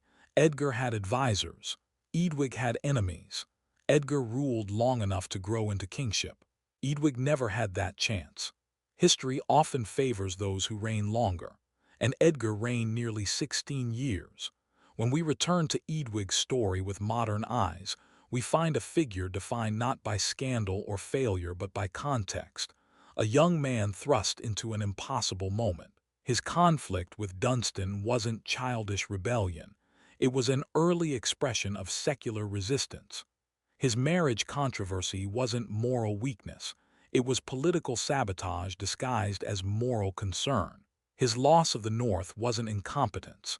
It was a coordinated maneuver by elites who saw him as an obstacle to their reform agenda. Reframed this way, Eadwig becomes less a footnote and more a cautionary tale about the dangers of isolation in leadership. He lacked mentors who supported his vision. He lacked allies who could carry his message.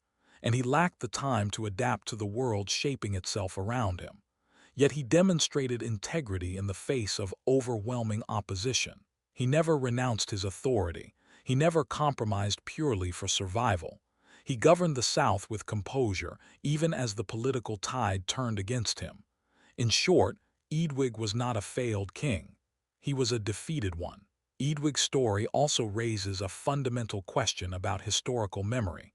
Who gets to define a legacy?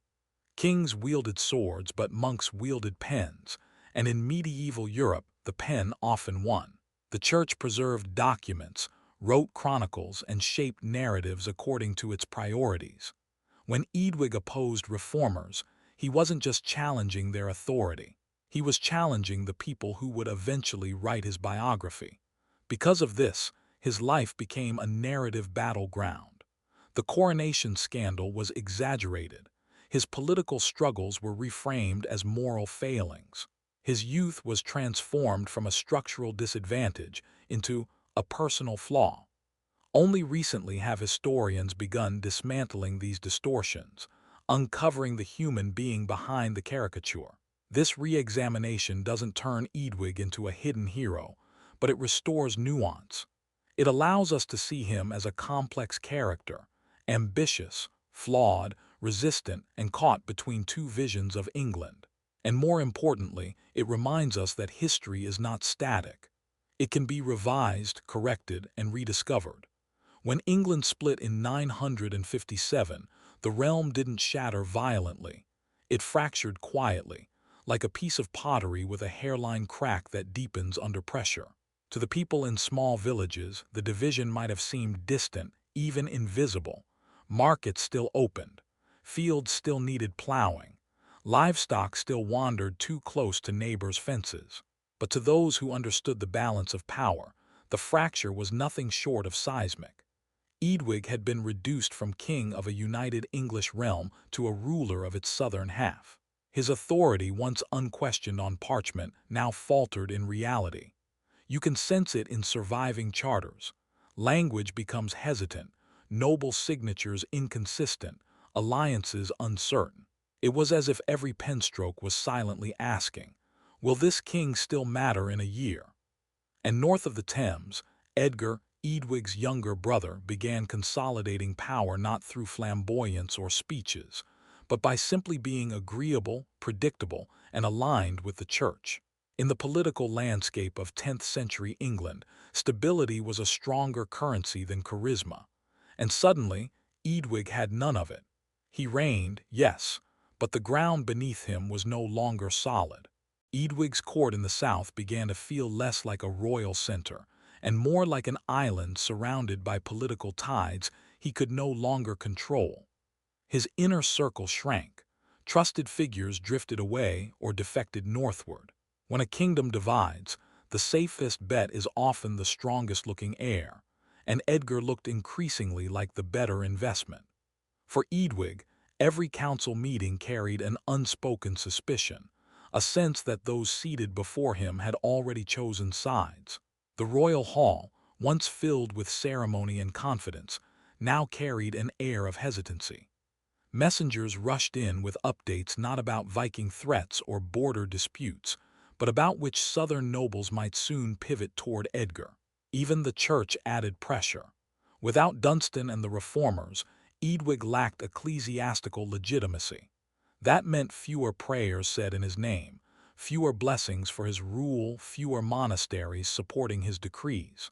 In early medieval England, the church was not merely spiritual authority. It was the infrastructure of power, record-keeping, and political messaging. Without its backing, a king was like a ship without a keel, afloat but dangerously unstable. Imagine being 18 years old, expected to command armies, negotiate with powerful nobles, and uphold ancient customs, all while being quietly abandoned by the establishment that once crowned you. Eadwig's youth, once a symbol of vitality, had become ammunition for his critics. Too young, they whispered, too brash, too inexperienced. In a world where most kings rose through decades of war councils and diplomacy, Eadwig had been thrust into leadership with a crown heavier than his shoulders were ready to bear. And now, with half his kingdom lost, that weight doubled. The throne did not feel like an instrument of power anymore. It felt like a seat of scrutiny. Every move Eadwig made, every decree he issued, became a test of legitimacy. And each misstep was amplified by his opponents. Yet there is no indication he surrendered emotionally or mentally. Records suggest he continued governing, issuing charters, maintaining legal routines. But the tone had changed. These were no longer the confident strokes of a king proclaiming destiny. These were the writings of a young man trying desperately to hold on. No story about Eadwig can separate his political life from the controversy surrounding his marriage to Ælfgifu. What began as a union of affection, or at least alliance, became one of the central battlefields in the struggle for control of the English crown. The church condemned the marriage as incestuous, citing distant kinship ties. But make no mistake, this was not about purity. It was about power. By annulling Eadwig's marriage, the ecclesiastical elite asserted dominance over the king himself, sending a message that even his most intimate decisions were subject to clerical approval. And for Eadwig, the annulment was a deeply personal blow layered atop political catastrophe. Ælfgifu disappears from the record soon after, an erasure typical in medieval sources shaped by ideological victors. But her absence speaks volumes. Eadwig lost not only a partner but a political ally. The personal and political fused into a single collapse. Kings of this era needed stable households, heirs, alliances forged through marriage. Eadwig was stripped of all three. And where the church expected compliance, they got resentment, a resentment that only deepened his isolation. While northern nobles rallied behind Edgar, the south faced its own tensions. Fractured loyalties, disrupted governance, and an uncertain future. Towns along the Thames felt the political rift most acutely. They existed near a fault line, physically southern, but economically connected to the north. Traders wondered which king's laws they should follow. Landholders questioned whose charters were safer to swear upon. Local priests debated whose name to honor in prayers. Every community felt the tug-of-war. Yet despite the mounting pressure, the South did not erupt into rebellion or chaos. The people did what people often do in times of political confusion. They adapted. They hedged their loyalties, waited cautiously, and hoped the turmoil would resolve without violence. Southern England did not reject Eadwig, but it did not wholeheartedly defend him either, and that lukewarm support proved disastrous. A king needs loyalists, not fence-sitters, and while Eadwig still possessed the royal seal, Edgar increasingly possessed the public's confidence. The South held the king, but the North held the momentum. And momentum, in politics, is often the true seat of power. Despite the mounting crisis, Eadwig did not simply accept his diminished authority. He attempted to reassert control through the only tools left to him: charter grants, land redistribution, and royal patronage. These were not random acts of desperation. They were calculated efforts to strengthen his base in the South. He rewarded supporters, reaffirmed their holdings, and reshaped the local power structure. But each move was met with resistance from reformist circles who viewed his grants as favoritism or, worse, corruption. To them, Eadwig's land policies undermined monastic holdings and threatened the reforms they believed were essential for England's spiritual and political revival. Eadwig, for his part, saw these criticisms as another attempt by the church to constrain his authority. Every document he sealed became a chess piece placed in a losing game. And yet, these charters reveal hints of a king who understood governance better than his critics claimed. They show structure, intent, strategicity, evidence he was not the reckless youth later narratives painted. But in a divided kingdom, strategy alone could not compensate for lost legitimacy. Eadwig was fighting with a half-empty toolbox. While Eadwig tried to repair the southern power base, Edgar followed a simpler, more effective path. He did almost nothing controversial. His reign in the north was marked by continuity, calm, and deference to the monastic reformers.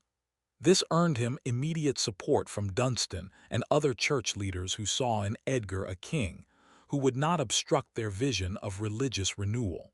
Edgar didn't need to outshine Eadwig. He merely needed to appear reliable. In the politics of early medieval England, reliability was the closest thing to gold. And so Edgar grew stronger through patience. He accumulated influence with each quiet month. Nobles who wanted stability moved northward or pledged conditional support. Monasteries expanded their presence under his patronage.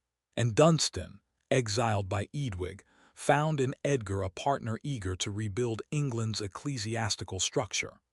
What emerged was not just a rival king, but a rival vision of kingship, one grounded in harmony between church and crown. Edgar became the candidate of order, while Eadwig increasingly appeared the candidate of instability, even when that image was shaped more by biased chroniclers than by truth. To truly understand Eadwig's downfall, we must confront the role of propaganda, not the modern kind with posters or broadcasts, but the medieval kind, carved into the bones of history through manuscripts and monastic narratives. The reformers who backed Edgar were also the chroniclers who wrote England's story. They preserved charters, documented reigns, interpreted events, and naturally, they favored the king who favored them. Eadwig became the villain of their story, the reckless youth who opposed godly reform. His private life became fodder for moral instruction. His political disagreements transformed into accusations of incompetence. Meanwhile, Edgar was polished into a paragon of virtue, pious, wise, peaceful. Historians today view these accounts with skepticism, understanding that monastic writers often shaped reality to support their ideological allies. But in Eadwig's lifetime, there was no appealing to a neutral media. The church controlled literacy, record-keeping, and narrative continuity, and once a story hardened into writing, it became truth. This is how Eadwig, complex, pressured, young, became caricatured as a failure for centuries. We often imagine medieval kings as hardened warriors, immune to doubt. But Eadwig was a teenager navigating a political inferno. His youth didn't shield him, it exposed him. Think of the psychological landscape. A divided kingdom, a collapsed marriage, a church turning against him, advisors abandoning him. And yet he could not show weakness. Kingship demanded composure, demanded an iron face even as the world beneath it trembled. The emotional toll must have been enormous. You can sense it between the lines of the few surviving documents. The rushed charters, the fluctuating witness lists, the sudden shifts in land grants. These are not just administrative artifacts, they are the footprints of stress. Kingship was not ceremonial, it was a relentless burden. And Eadwig bore that burden without the guidance of mentors like Dunstan, without family support from Edgar, without the backing of influential nobles. The crown isolated him. The throne amplified his mistakes, and the realm watched closely, almost hungrily, for signs of failure. That pressure alone could break older, more experienced rulers. For a teenager, it must have felt suffocating. The Anglo-Saxon government was a finely balanced machine, powered by cooperation between the king, nobles, reeves, and religious institutions. When Eadwig's political network fractured, that machinery began to grind. Laws still existed, courts still operated, but loyalty, the oil that kept the system smooth, was evaporating. Local leaders who once championed royal directives now questioned them. Royal messengers traveled slower, as territories became cautious zones where authority was uncertain. And monasteries, which served as centers of administration, record-keeping, and communication, shifted their support decisively toward Edgar. This meant charters favoring Eadwig were copied less often. Decrees supporting him were circulated more slowly. Royal authority is not simply declared. It is enacted through hundreds of small acts of cooperation. And Eadwig's cooperation pipeline was drying up. Yet he continued pushing forward, issuing orders and confirming grants. These efforts show us a king who still believed in his role, or at least refused to surrender it.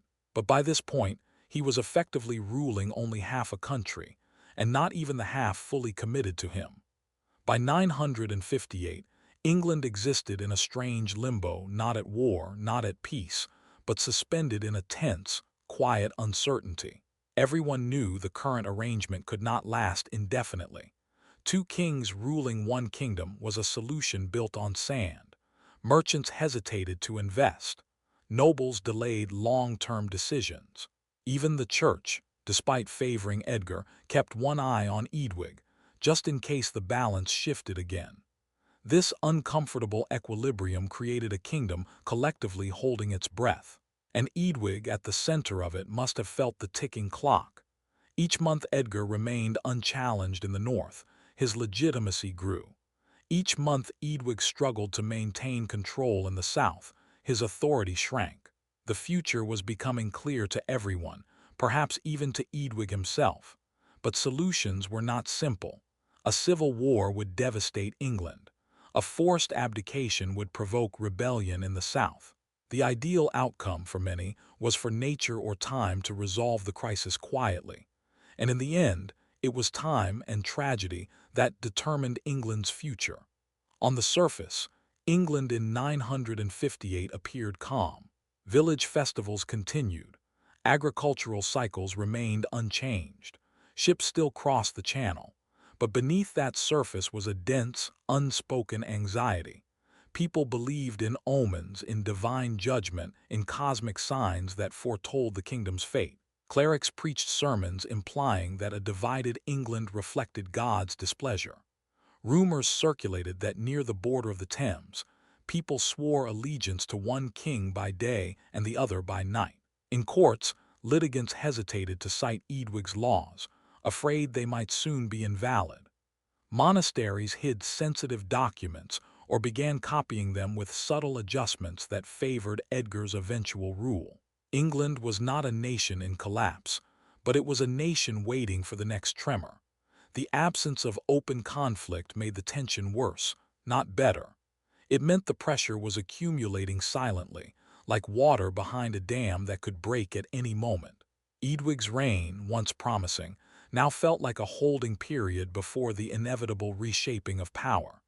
As Eadwig's political struggles intensified, blame began to circulate, not just among the elite, but among the people. It became socially convenient to attribute every misfortune to the king in the south. A failed harvest. The king had angered the church. A band of raiders sneaking along the coast. The kingdom was divided and vulnerable. A local feud between nobles. Eadwig lacked the authority to control them. Whether these accusations were fair is almost irrelevant. What matters is that they spread. Kingship is as much about perception as it is about reality. And Eadwig's public image, deteriorating in elite circles, now began to erode among commoners. People rarely saw the king, but they felt the consequences of his reign through stories, sermons, and the decisions of local lords, many of whom subtly undermined him.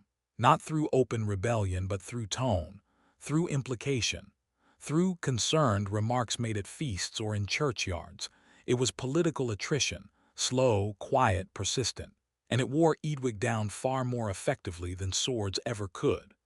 Later chroniclers painted Eadwig as impulsive and immoral, but modern historians have begun pushing back. The very fact that Eadwig attempted to govern despite overwhelming pressure suggests resilience. He faced obstacles no teenager should face. Even the infamous coronation incident, where he snuck away with 2 women, might not have been scandalous at all within the norms of the time. It became scandalous because Dunstan and his allies weaponized it as evidence of moral failure. Eadwig's refusal to submit entirely to monastic influence could also be read as a sign of independence rather than irresponsibility. He challenged a rapidly centralizing power bloc, a dangerous move, but not inherently foolish. These reinterpretations reveal a more nuanced figure, young, flawed, pressured, but not the caricature medieval propaganda created. His tragedy lies not only in his early death, but in how thoroughly his image was shaped by those who defeated him.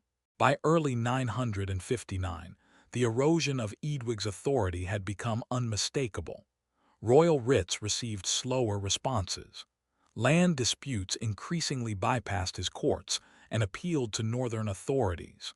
The church in the south reluctantly maintained rituals in his name, but even those prayers seemed perfunctory. One chronicler later described Eadwig's reign as troubled, but the truth is more subtle. It wasn't catastrophic. It was gradual. It was the kind of political decline that doesn't make dramatic headlines but leaves deep structural marks. The realm still functioned, but it no longer orbited the king. A monarchy in its purest form is a gravitational force. Eadwig's gravity was weakening. Edgar's was strengthening, and everyone could feel the shift, even if no one dared state it outright. England was tilting toward a future without Eadwig at its center. In the final year of Eadwig's life, nothing suggested that time was running out. There were no ominous entries in the chronicles, no warnings of illness or foreboding events. Instead, the record shows a king continuing to govern, issuing charters with typical language, and making decisions consistent with his earlier policies. But behind the routine, one can sense a quiet resignation. His efforts no longer carried the urgency of a ruler fighting for dominance. They felt like the motions of someone maintaining dignity in the face of an unstoppable tide.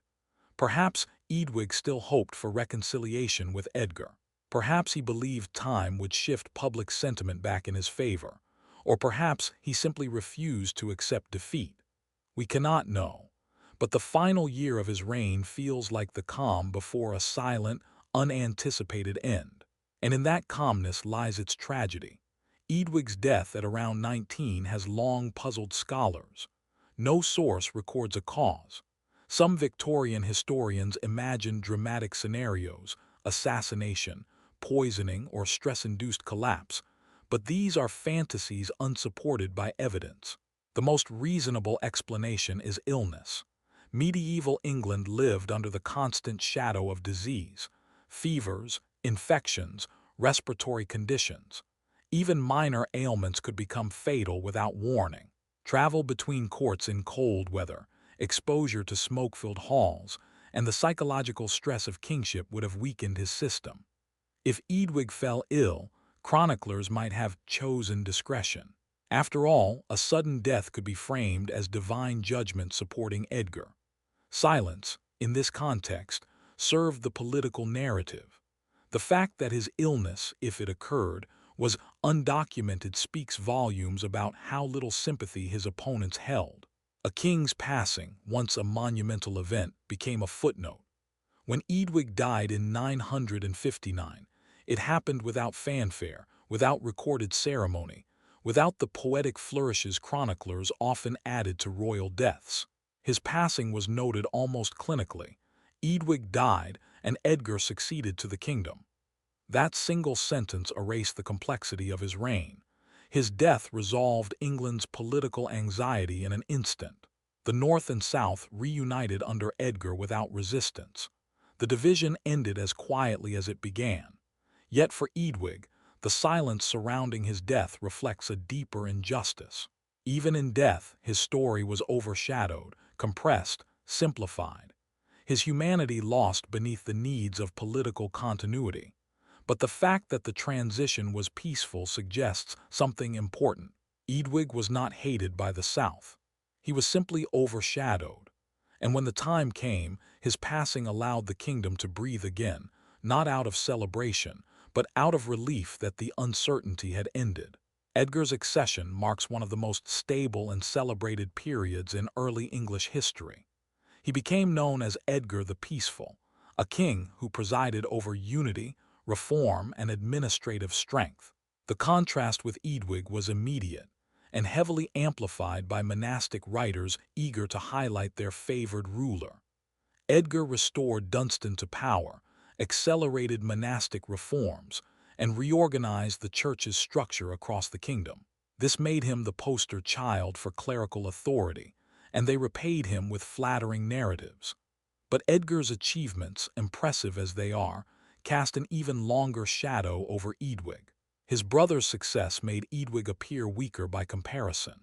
History tends to judge rulers not only by their own actions, but by what comes after. And Edgar's era of peace made Eadwig's turbulent reign seem more chaotic than it may have actually been. In the centuries that followed, Eadwig's reputation was shaped almost entirely by his opponents. Every medieval biography of Edgar strengthened the contrast by weakening Eadwig. Every monastic reform chronicle framed Eadwig as an obstacle. His story was not preserved, it was curated. Yet, fragments of truth remain in the margins. Charters showing deliberate governance, hints of political strategy, signs of resilience. When these fragments are assembled, a different picture emerges. Eadwig was not a disaster. He was a young ruler caught in the gears of a political movement far larger than himself. His legacy, instead of being defined by scandal, should be defined by context, by complexity, by humanity. And that reevaluation is long overdue. And so, Eadwig becomes one of history's forgotten kings, not because he lacked impact, but because his story was inconvenient to the narrative shaped by later rulers and religious authorities. His reign lasted 4 years. His kingdom split. His marriage was annulled. His enemies wrote the history books. And yet his life offers a rare, unvarnished window into the fragility of early medieval power. Eadwig forces us to confront uncomfortable truths, that youth can be weaponized against a ruler, that narrative is often more powerful than fact, that even kings can be outmaneuvered by institutions more stable than the crown. His tragedy is not merely that he died young, but that he never stood a chance against the forces arrayed against him. Still, his story survives, small, quiet, fractured, but alive. A reminder that even forgotten kings shaped the world we inherited, one fragile decision at a time. To survive, Eadwig must do something he has never excelled at: strategy. His instincts lean toward immediacy, toward the emotional, the personal, the intuitive. But this moment demands patience and foresight. He begins to reinforce his southern alliances, particularly among the nobles of Wessex. Wessex, after all, is the cradle of his dynasty, the ancient seat of Alfred and his father Edred. There is symbolic power in it, power that Edgar cannot tap in the same way. Eadwig leans into that heritage, casting himself not as the weaker brother, but as the rightful continuation of the Wessex royal line. His charters begin referencing authority that stems directly from the heritage of kingship, rather than the approval of churchmen. He also tries to rebuild the royal treasury, depleted from factional turmoil. But revenue has declined, loyalty taxes are delayed, key abbeys refuse financial cooperation. What Eadwig does gain is time. Time to craft a narrative that he is not a king under siege, but a king enduring a necessary transition. Yet time is not the ally he hopes it will be, because in the north, Edgar's reputation is growing even faster than Eadwig can stabilize his own. Edgar's rise is not accidental, it is engineered with precision. Northern nobles, often more independent and militarily organized than their southern counterparts, find Edgar refreshing, steady, composed, and aligned with the church reforms they increasingly embrace. The church, in turn, sees in Edgar a vessel for stability and control. He is respectful of their vision, deferential to their guidance, and crucially, without the emotional entanglements that plagued Eadwig's early reign. Dunstan's return to prominence in Edgar's court further cements this alliance. For Eadwig, this creates a dangerous narrative contrast. He is perceived as impulsive, while Edgar is seen as dependable. Eadwig challenges the clergy, while Edgar supports them. Public perception, however limited literacy might be, travels through stories, sermons, and rumors.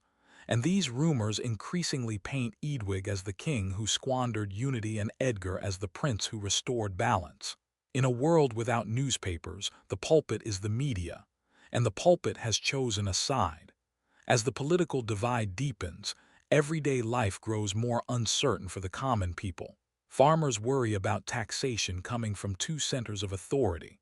Merchants are unsure whose laws apply when traveling across the north-south boundary. Sailors trading along the coast speak of a double England, a kingdom where allegiance depends on where the horizon meets the shore. Eadwig's council, sensing the fragility of public trust, urges the king to show strength through visibility. So he embarks on royal progress tour across the southern shires.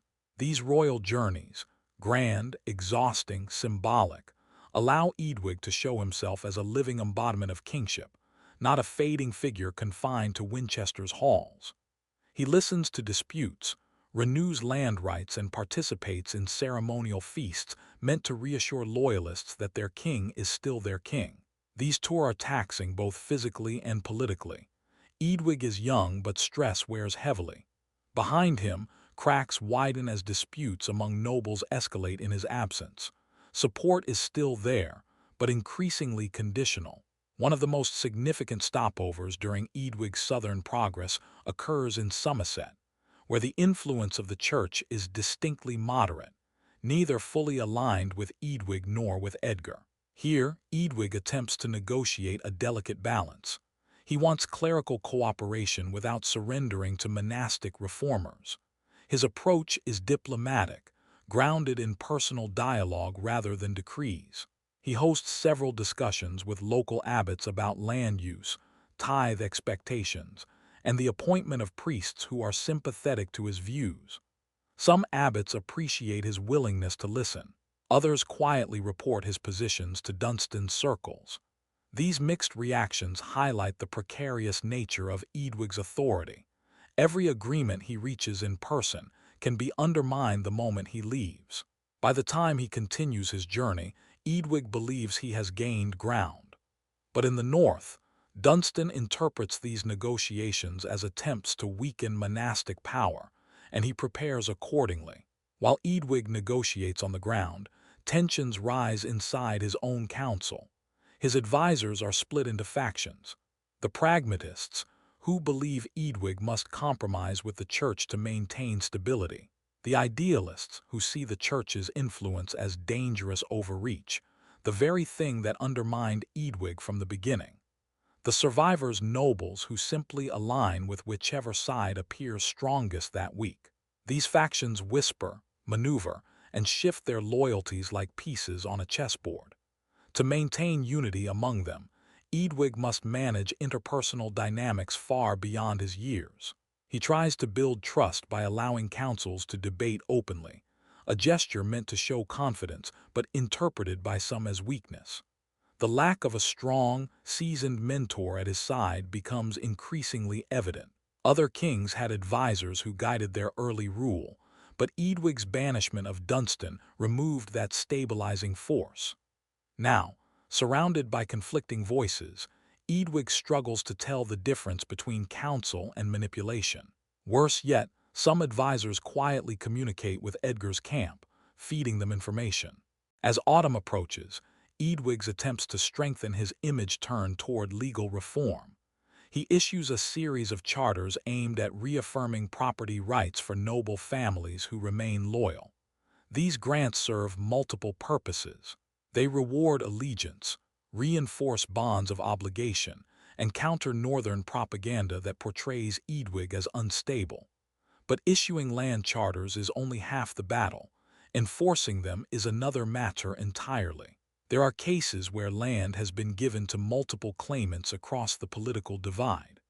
Other charters overlap with earlier monastic grants, causing conflict with abbots who now reject Eadwig's authority. When disputes arise, Eadwig dispatches royal judges, men expected to mediate using the king's authority. But many of them are outnumbered, outmaneuvered, or simply ignored. Enforcement becomes sporadic, inconsistent, and occasionally violent. At the macro level, a kingdom's unity depends on the enforceability of its laws, and Eadwig is discovering that where force falters, authority dissolves. He is building a legal structure on shifting ground, hoping it will hold. Meanwhile, Edgar's northern kingdom appears calm, efficient, almost effortless in comparison. Edgar's court promotes reforms that align with monastic ideals, strict discipline, standardized liturgical practices, and educational improvements.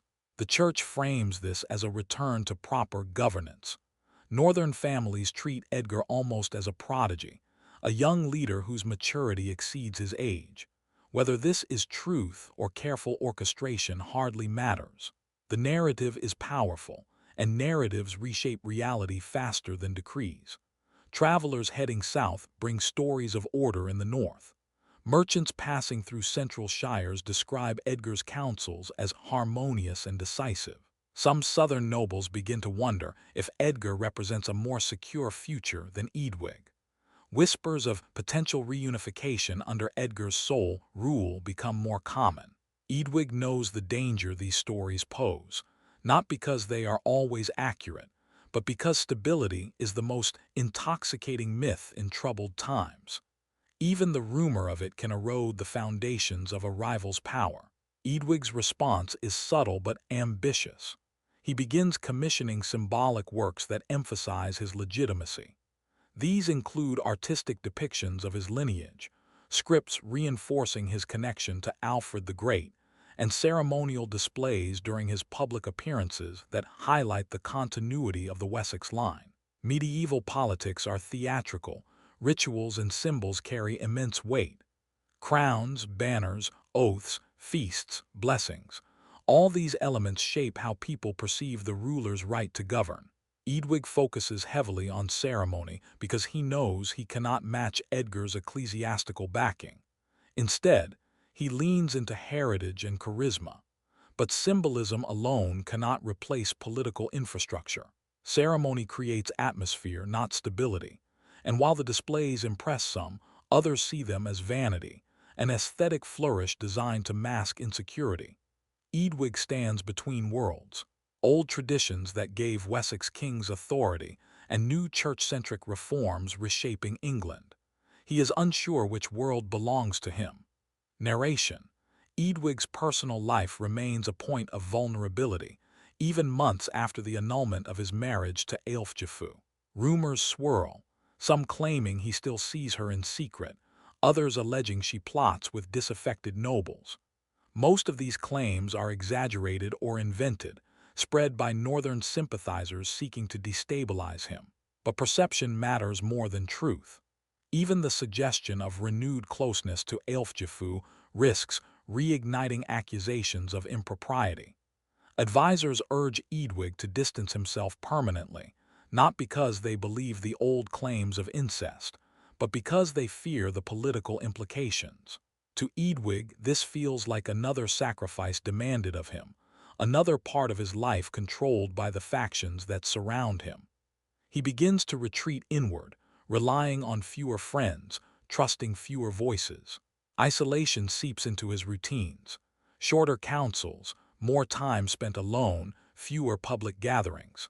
A king surrounded by people can still be profoundly alone, and Eadwig feels that truth more acutely than ever before. As winter approaches, Eadwig faces a crisis he cannot ignore. A series of grain shortages hits several southern shires, caused by poor harvests and disrupted trade routes. Food scarcity is a political powder keg. Hungry communities become angry communities.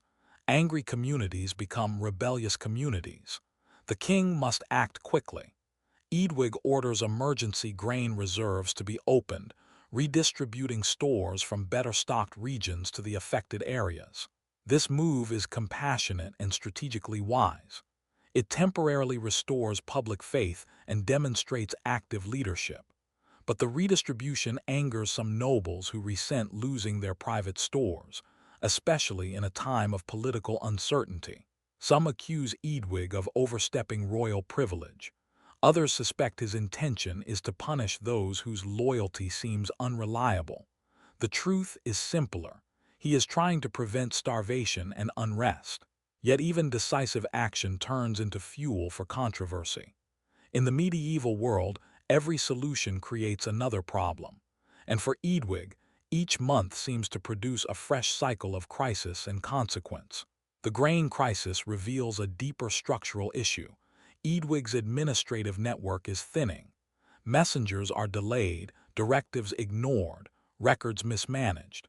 Some of this is due to incompetence, but much more stems from political resistance. A directive from Eadwig no longer carries the universal authority it once did. Some regions quietly follow Edgar's laws instead. Others comply with whichever king's representative arrives first. This bureaucratic fragmentation undermines Eadwig's rule more than any battlefield defeat could. Medieval kingship is not merely symbolic. It depends on the ability to project authority beyond the royal household. When officials hesitate, nobles waver, or clergy resist, the king's reach shrinks. Eadwig begins to understand that his kingdom is dissolving not through rebellion, but through administrative erosion. People obey the ruler they believe can protect them. And increasingly, that ruler is not Eadwig. He senses the kingdom slipping from his grasp, not with dramatic events, but with countless small failures accumulating like snow. In an attempt to restore control, Eadwig implements a new strategy. He centralizes authority around a smaller group of loyal advisors, restricting the influence of skeptical nobles.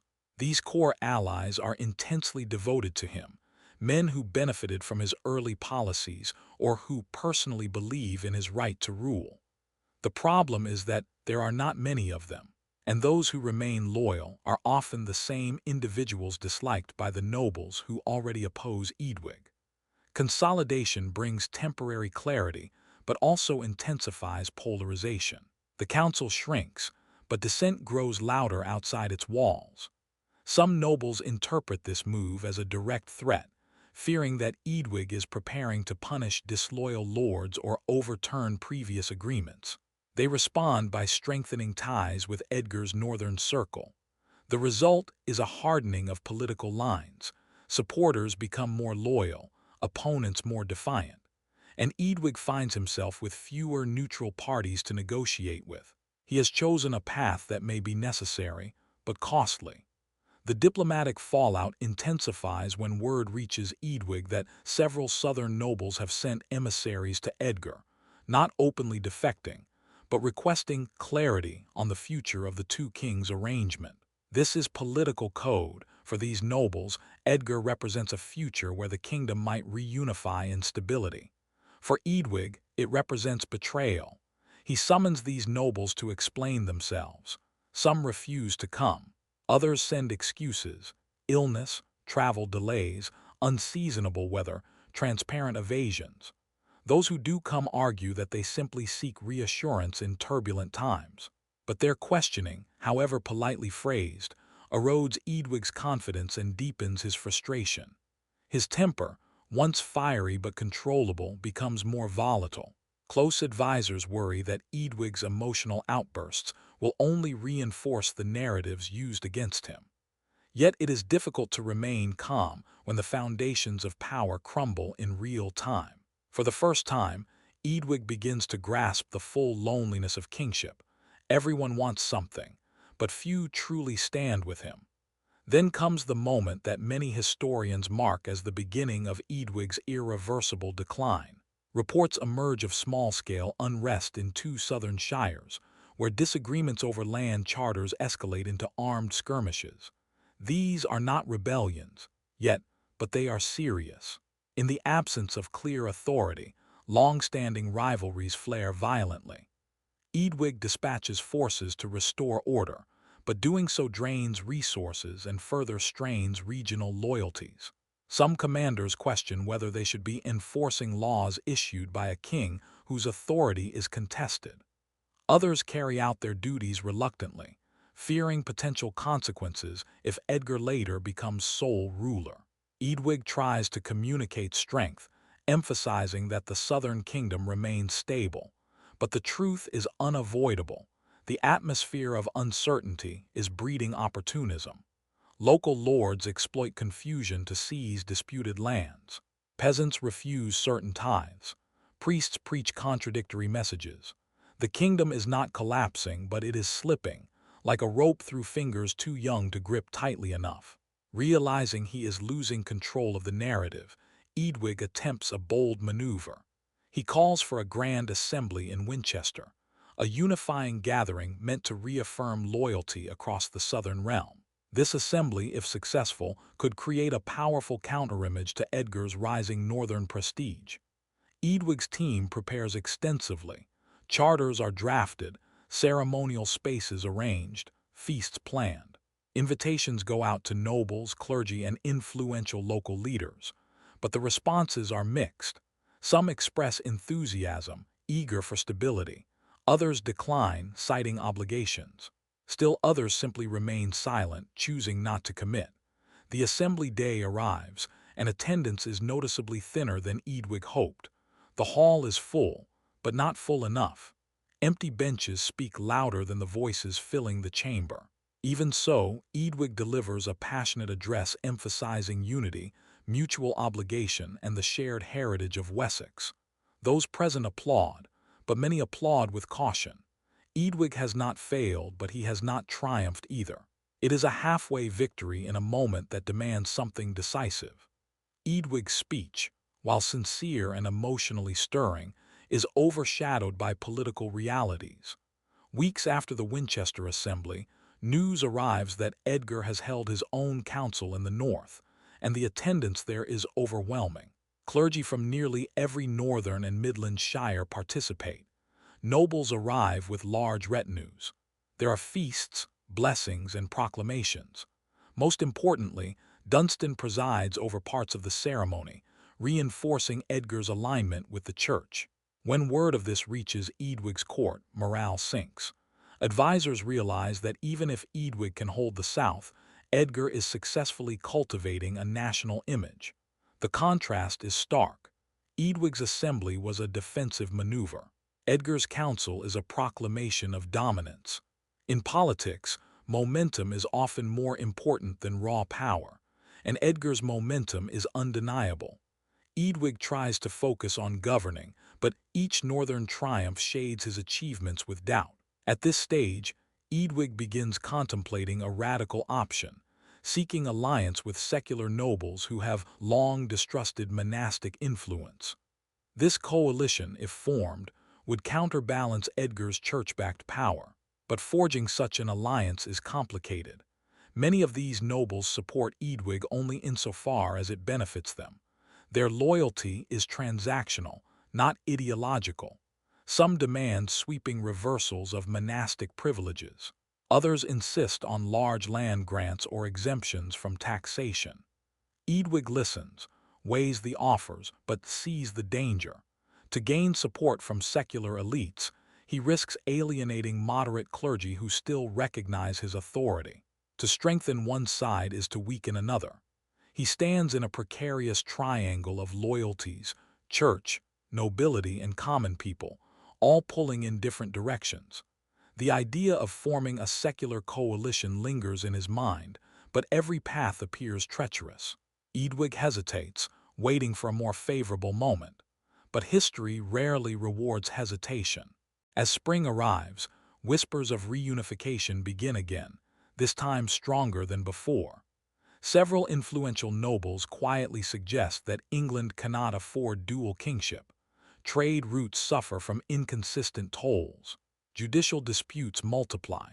Foreign envoys express confusion about which king to address.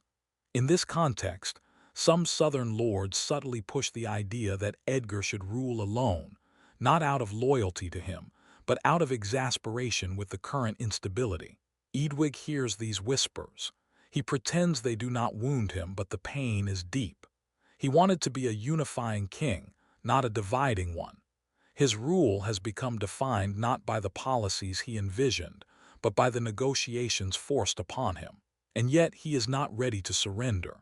He knows that once the crown slips from his grasp, there is no path back. The monarchy is not a game where one can take turns. It is all or nothing, and Eadwig is not ready for nothing. Determined to demonstrate renewed vigor, Eadwig announces another royal progress, this one more ambitious, sweeping across multiple shires in quick succession. Unlike the previous tour, this one focuses heavily on public rituals. Outdoor blessings, coin distributions, dispute settlements, and direct engagement with villagers. The intent is clear: show the people a king who is active, compassionate, and engaged. And for a time it works. Crowds gather, children laugh, local musicians play during ceremonies. Eadwig smiles genuinely. For brief moments, the kingdom feels whole again. These images spread across the south, shifting public mood slightly in his favor. But such progress tours are expensive and exhausting, and while they strengthen his bond with the people, they do little to sway nobles or clergy. The foundation of kingship requires more than popularity among villagers. It requires the machinery of governance. Eadwig's effort is admirable, but the gap between image and infrastructure continues to widen. He cannot travel fast enough to outrun the political tides. The royal progress ends on a bittersweet note. Eadwig has proven something important. He can still inspire loyalty among ordinary people. Yet as he returns to Winchester, he receives troubling messages, rumors that influential nobles plan to hold an independent meeting to discuss the future of governance without his authorization. This is no longer subtle resistance. It is a red warning flare. These nobles are not declaring rebellion, but the implication is unmistakable. If Eadwig cannot restore unity, they will seek someone who can. And the obvious candidate is Edgar. Eadwig sits in his chambers late into the night, surrounded by documents, maps, and half-burned candles. He is still young, barely older than a modern teenager, but the weight on his shoulders is the weight of a nation splintering under competing visions of power. He must act, he must decide, and he must do so soon, because England is no longer waiting. By the time the political year of 958 unfolded, the Kingdom of England essentially operated like two different realms stitched uneasily together. In the south, Eadwig reigned with youthful pride, attempting to project the image of a confident, independent monarch determined to shape his own legacy. He issued charters, granted lands, and tried to reassert royal dignity in a region that had traditionally followed the crown closely. But beneath the polished surface of royal etiquette, southern England simmered with quiet uncertainty. Local nobles wondered how long Eadwig's rule could truly last. They watched closely as the king distanced himself from the church reform movement that had been gaining momentum, and they observed, sometimes with concern, sometimes with delight, the king's escalating defiance against figures like Dunstan. Meanwhile, in the North and Midlands, where Edgar had newly risen as the parallel ruler, order seemed calmer, more predictable. Edgar had quickly earned a reputation for level-headed leadership. His court attracted scholars, churchmen, and nobles who preferred stability over drama. This created a stark contrast with Eadwig's court, which was often remembered for internal scandals, abrupt dismissals, and political gambles that sometimes felt too bold for comfort. The kingdom split was never intended to be permanent, yet the longer it continued, the more it revealed about England's fragile unity. One king sought freedom and youth-driven authority, the other sought steady governance. Together, they formed a strange political experiment that could not last forever. Eadwig's greatest challenge in 959 wasn't Edgar, it was perception. Public opinion, though not documented the way modern societies track sentiment, seeped through chronicles, clergy letters, and even land charters. Monastic writers tended to support Edgar, the quieter brother who aligned with their reforms. Meanwhile, lay nobles were split. Some admired Eadwig's willingness to reject church intrusion. Others feared he lacked the diplomatic finesse required to guide the kingdom through increasingly complex times. At the center of these tensions was the question of legitimacy. On paper, Eadwig was the rightful king over all England. But in practice, Edgar's parallel rule chipped away at that authority, minute by minute. Nobles in the Midlands wrote charters in Edgar's name. Northern assemblies made decisions without Eadwig's influence. It wasn't open rebellion, it was a quiet shifting of loyalties, a slow gravitational pull toward Edgar's stability. And yet, Eadwig still held the crown jewel of the South, Wessex, the heartland of the Anglo-Saxon monarchy. Its people were proud of their history, proud of their kings, and many genuinely believed Eadwig would eventually lead a unified England again. Their confidence kept Eadwig afloat, and it gave him just enough time to reshape his legacy. One of the most defining political tools of the age was the Royal Charter. These documents weren't just land grants. They were statements of influence, miniature portraits of political priorities. Under Eadwig, the pattern of charters reveals a king trying to reinforce his authority through generous land transfers, often to secular nobles rather than church institutions. It was a subtle form of rebellion, one that infuriated reforming monks, who saw land ownership as essential to rebuilding England's spiritual core. This tug-of-war over land reveals much more than it first appears. Land was wealth, power, and political leverage. Giving a noble a sprawling estate wasn't charity, it was a declaration: stand with me and I will strengthen you. Conversely, monastic land grants consolidated church loyalty. By favoring nobles, Eadwig was signaling that he sought royal independence from clerical oversight. But this strategy carried risks. For every noble who gained from the king's largesse, two more wondered why the church was being sidelined. The monastic reform movement had significant moral influence. Its advocates believed England needed spiritual renewal after years of Viking pressures. To them, a king who weakened the church looked reckless. Eadwig wasn't dismantling the church, but he was challenging its influence. And for many in the 10th century, that was a dangerous tightrope to walk. While Eadwig worked to solidify his southern power base, Edgar's northern court developed a reputation as a hub for intellectual revival. Scholars connected to continental Europe occasionally traveled through Edgar's sphere of influence, bringing with them news of monastic reforms sweeping across the continent. These movements emphasized stricter discipline, standardized worship, and closer adherence to Benedictine ideals. To the reformers, Edgar seemed like a king made for their cause, young, decisive, respectful of church council, and eager to present himself as a moral leader. It's easy to view this contrast through a modern lens and treat Edgar as the good king and Eadwig as the careless ruler. But history resists such simplicity. Eadwig's policies reflected genuine political instincts. He wanted to carve out a version of kingship unbound by clerical pressure, and he believed a stronger nobility made for a stronger kingdom. Edgar, meanwhile, saw power in harmony with the church. Both approaches had merits. Both had pitfalls. Yet in the propaganda war of the 10th century, where monks wrote much of the surviving history, Edgar gained the advantage. His alliances with reformers ensured that his legacy blossomed while Eadwig's reputation dimmed. And so, the story of their joint rule would be shaped largely by the pens of those who admired only one of them. By early 959, the political fault lines across England were unmistakable. Eadwig's supporters argued that the kingdom's division was temporary and pragmatic, a short-term arrangement to ease administrative burden.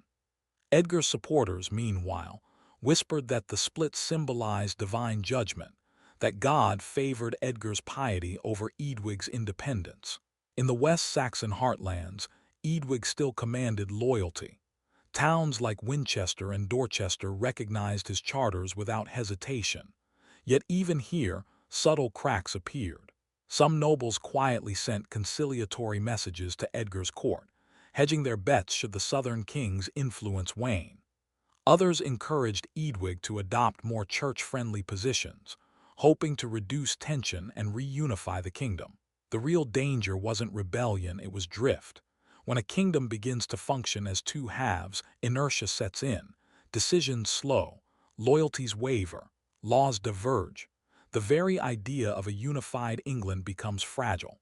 This was the atmosphere in which Eadwig ruled, a place where every decision seemed to echo louder than the one before, where every political move was scrutinized for signs of weakness. Eadwig knew time was running short to assert himself, but he could not have predicted how swiftly that clock would strike its final hour. As the year progressed, political documents show that Eadwig's charter activity became more urgent and more strategic. He granted lands to nobles whose loyalty he most needed and reaffirmed rights to long-standing allies in Wessex. These charters weren't random. They formed a network of influence designed to secure the king's position. One particularly interesting pattern emerges when historians analyze surviving records. Eadwig began emphasizing hereditary rights in his grants. This was unusual. While most kings granted land to individuals, Eadwig often specified that grants extended to their heirs as well. This wasn't generosity, it was investment. If a noble's descendants owed their estate to Eadwig's favor, that family would carry loyalty across generations. At the same time, voices within the church grew increasingly critical. Monastic writers accused Eadwig of irresponsibility, of mismanaging royal lands, of favoring the worldly over the godly. These criticisms were likely exaggerated, even weaponized, but they landed with force. Because monks were the chroniclers of history, their opinions shaped the narrative that would endure. This is where Eadwig's fate becomes tragic. He was not an incompetent king. but he was losing a storytelling war. And in the 10th century, the church controlled almost all the storytellers. In Eadwig's final year, relationships between the monarchy and key noble families reached a critical point. Many nobles had accepted land grants from Eadwig, yet they sensed Edgar's rising national approval. These nobles walked a political tightrope, trying to maintain favor with two kings at once, a nearly impossible balancing act. This dual loyalty created an atmosphere of quiet paranoia. Eadwig's counselors debated who could truly be trusted. Were certain nobles siding with Edgar? Would the church someday attempt to depose Eadwig entirely? Could the southern kingdom defend itself if tensions escalated? These fears weren't unfounded. The Anglo-Saxon monarchy before Eadwig had experienced multiple depositions, usurpations, and negotiated transfers of power. What separates Eadwig's story from those earlier kings is that no violent struggle occurred. The threat was political erosion, not armies, and erosion is harder to detect until the foundation has already weakened. Meanwhile, Edgar's network grew stronger not through conflict but through patience and charm. Monks wrote admiringly about him. Nobles enjoyed his consistency. Even foreign observers saw Edgar as the prince destined for greatness. Eadwig must have felt the ground shifting beneath his feet. His time was limited, and every decision he made carried the weight of a reign slipping from his grasp. As spring turned to summer in 959, the internal pressures surrounding Eadwig intensified. Diplomatic correspondence, implied through later chronicles and preserved charters, hints that negotiations were underway regarding the possibility of reunifying the kingdom under a single monarch. Whether Eadwig ever formally engaged in these discussions remains debated, but the political machinery around him certainly did. Some nobles hoped for reconciliation between the brothers. Others anticipated that Edgar would eventually absorb the entire kingdom, peacefully or otherwise. The tension was not about warfare. Both brothers avoided conflict. Instead, it centered on influence, reform, and the future identity of England.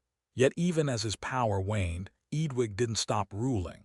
He continued issuing charters, holding councils, and practicing kingship with steadfast determination. To the people of Wessex, he remained a legitimate monarch, but his sphere of influence had undeniably shrunk, and with it, his ability to shape England's future direction. What no one could predict, however, was the final twist of Eadwig's life, one that changed the balance of power instantly and permanently. Then, abruptly, the course of England's political struggle shifted forever. In late 959, Eadwig, king of all England's southern realm, died unexpectedly at around age 18 or 19. Historical records are frustratingly silent on the cause of his death. There are no reports of violence, illness, or conspiracy, only a simple note in the Anglo-Saxon Chronicle that Eadwig departed this life, a phrase both vague and somber. His death sent a shockwave through Wessex. Whatever criticisms had been levied against him, Eadwig was still a rightful king, still a young man with potential, still a figure carrying the legacy of Alfred the Great's line. His sudden passing left a vacuum, political, emotional, and symbolic. To the monastic chroniclers who preferred Edgar, Eadwig's death appeared almost providential. To his supporters, it was a tragedy. To historians, it remains a mystery that reshaped the kingdom's trajectory. What is clear is that Eadwig never had the chance to reclaim northern England or redefine his legacy. His reign ended not in defeat, not in surrender, but in silence, the kind of silence that makes history wonder what might have been if he had lived even a few years longer. Eadwig's passing instantly resolved the political duality that had divided England for the past 2 years.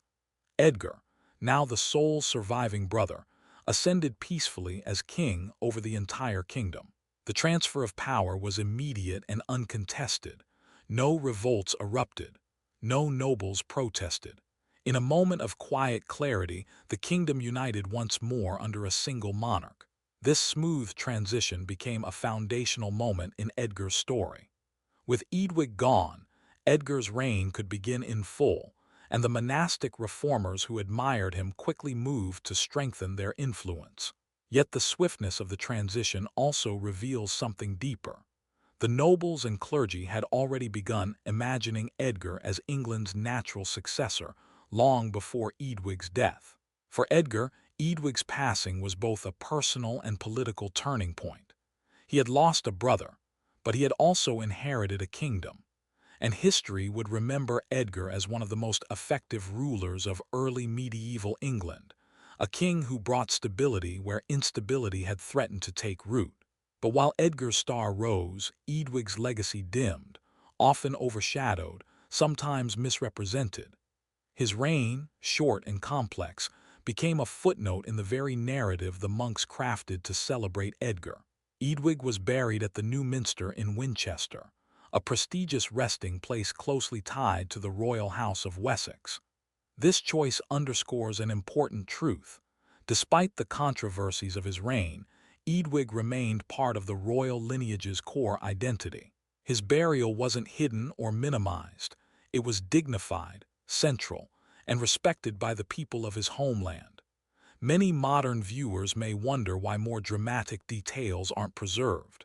No record describes the atmosphere of his funeral, the reaction of his court, or the feelings of those who supported him.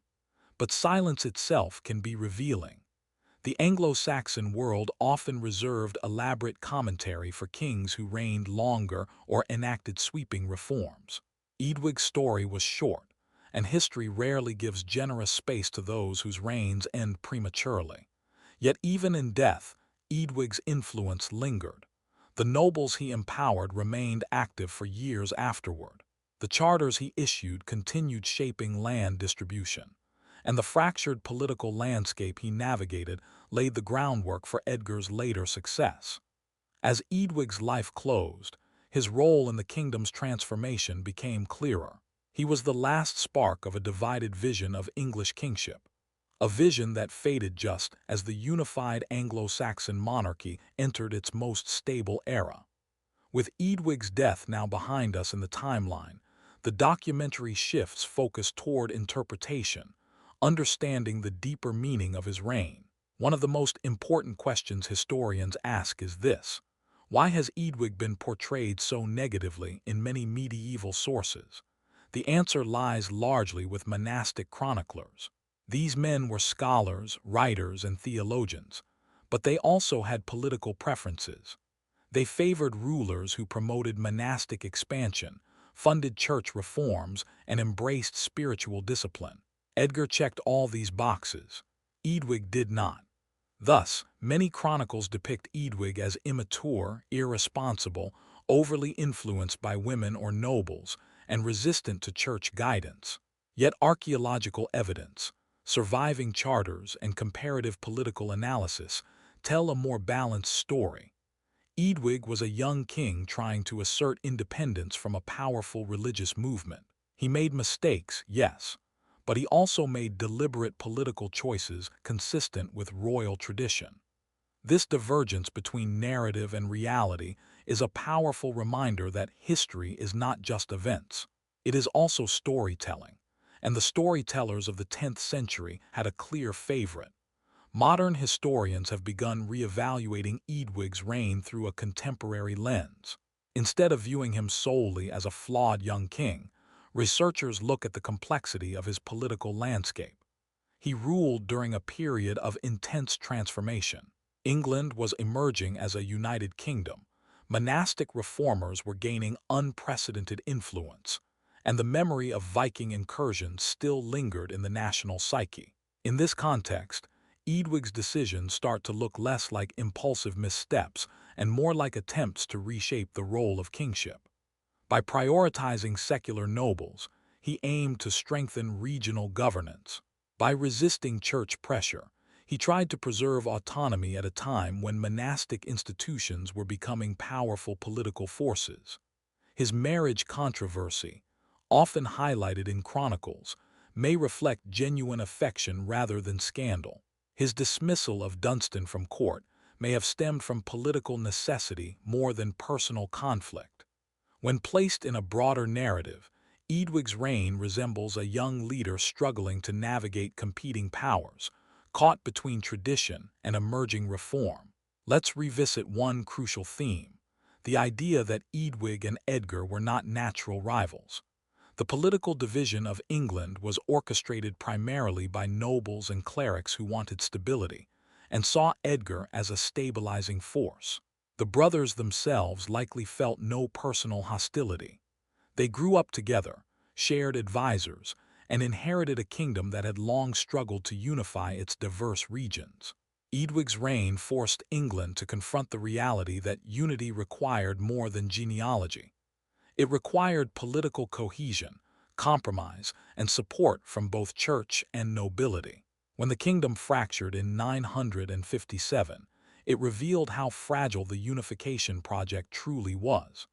Edgar's later success cannot be understood without Eadwig's earlier struggles. The contrast between their reigns became a narrative tool used by chroniclers to elevate Edgar as the ideal king. But behind that contrast lies a more nuanced truth. Edgar succeeded in part because Eadwig exposed the fractures that needed repair. In this sense, Eadwig was not merely a failed king. He was a transitional figure whose reign helped shape what England would become. The legacy of Eadwig's marriage remains one of the most debated aspects of his life. The church annulled his marriage to Aelfgifu, claiming they were too closely related. But some historians argue this decision was politically motivated, a way for monastic leaders to reduce the influence of a queen they viewed as a threat. Aelfgifu's connection to prominent noble families likely made her a powerful figure at court. Her presence may have reinforced Eadwig's independence from church-leaning factions. Thus, dissolving their marriage was not just a moral judgment, it was a political maneuver. After the annulment, Aelfgifu largely disappears from the historical record. This silence raises questions. Was she forcibly removed from court politics? Did she retreat willingly to private life? Or did chroniclers simply choose not to document her further? Whatever the truth, the episode reveals how personal relationships could become battlegrounds for political ideology in medieval England. Eadwig's affection for her put him at odds with reformers, and that tension contributed to his portrayal as a king led astray. Let's dive deeper into Dunstan, the man whose conflict with Eadwig has shaped much of the king's posthumous reputation. Dunstan was a formidable figure, a monk, abbot, politician, and future archbishop. He embodied the energy of the monastic reform movement and believed England needed spiritual discipline to thrive. When Eadwig dismissed Dunstan, chroniclers painted the king as reckless, but modern historians see layers beneath this conflict. Dunstan was a powerful, influential advisor whose vision didn't align with Eadwig's direction for the kingdom. Removing him was a bold assertion of royal authority, perhaps unwise, perhaps necessary, but certainly intentional. Dunstan later became one of Edgar's greatest supporters. His writings and influence helped elevate Edgar's reputation and, by contrast, diminished Eadwig's. This created a feedback loop in the historical record. Pro-Edgar narratives grew stronger, while Eadwig's image suffered. Understanding this dynamic is crucial. History is not simply the story of what happened. It is the story of who told it, why they told it that way, and whose voices survived. By this point in the documentary, we've explored Eadwig's political decisions, his relationships, and his conflicts with the church. Now we turn to his personality, an area where sources are thin but still revealing. Chroniclers like to portray Eadwig as impulsive, passionate, and sometimes naive. But this description often relied on moralistic storytelling used to criticize kings who resisted church authority. What we can infer, however, is that Eadwig was confident enough to act independently, even when surrounded by pressure. He removed powerful advisors. He resisted monastic demands. He made political choices that favored nobles over reformers. These actions suggest determination rather than immaturity. If anything, Eadwig may have been a king with a clear, though controversial, vision of sovereignty. It's important to remember he was barely a teenager when he came to power. Expecting a young ruler to navigate the intricate world of 10th century politics flawlessly is unrealistic, but his assertiveness indicates he was not afraid to lead. Had he lived longer, his reign might have evolved in surprising directions. One of the most overlooked aspects of Eadwig's reign is the cultural environment of mid-10th century England. This was a period of artistic and intellectual growth. Metalwork, manuscript illumination, and poetry flourished in monastic centers. And although Edgar often receives credit for this cultural rebirth, much of the infrastructure existed during Eadwig's time. Eadwig's court, though politically tense, was part of a civilization renewing itself after generations of upheaval. Scholars debated theology. Scribes copied older texts, preserving fragments of Anglo-Saxon heritage. Craftsmen forged intricate artifacts that blended pagan and Christian motifs, remnants of a society still evolving. Even Eadwig's critics acknowledged his physical beauty and charismatic presence. This wasn't superficial praise. Medieval chroniclers rarely emphasized appearance unless it symbolized something deeper. In Eadwig's case, his beauty became a metaphor for his perceived excesses, another example of narrative shaping. Understanding this cultural backdrop helps us see that Eadwig's England was not a land in decay, but one in transition. And Eadwig was part of that evolution, even if later sources tried to minimize his role. Another important perspective concerns international relations. Although Anglo-Saxon England was relatively isolated compared to continental kingdoms, it still maintained cultural and political connections through trade, religious movements, and occasional diplomatic exchanges. Reformist ideas traveled from monasteries in Flanders, Burgundy, and Rome. Edgar embraced these ideas early, but Eadwig's court shows signs of cautious engagement rather than enthusiasm. This difference further contributed to their contrasting images. Reformers saw Edgar as aligned with European ecclesiastical trends, while Eadwig seemed more rooted in traditional, secular royal authority.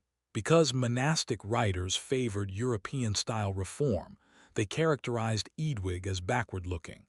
But this is an oversimplification. Wessex had long been the cultural heart of Anglo-Saxon power. Eadwig's policies reflected local tradition, not regression. This tension, local tradition versus continental reform, shaped English politics for decades after Eadwig's death. Edgar's reign accelerated monastic reforms, but Eadwig's resistance demonstrated that English identity was not merely a passive reflection of European trends. In a sense, their reigns represent two competing visions of what England could become. As we approach the later minutes of this documentary, it's important to reflect on how Eadwig's story challenges the conventional narratives of medieval kingship. Traditionally, kings are judged by their achievements, military victories, administrative reforms, cultural legacies. Eadwig had little time to accumulate such accomplishments, but this does not mean his reign was insignificant.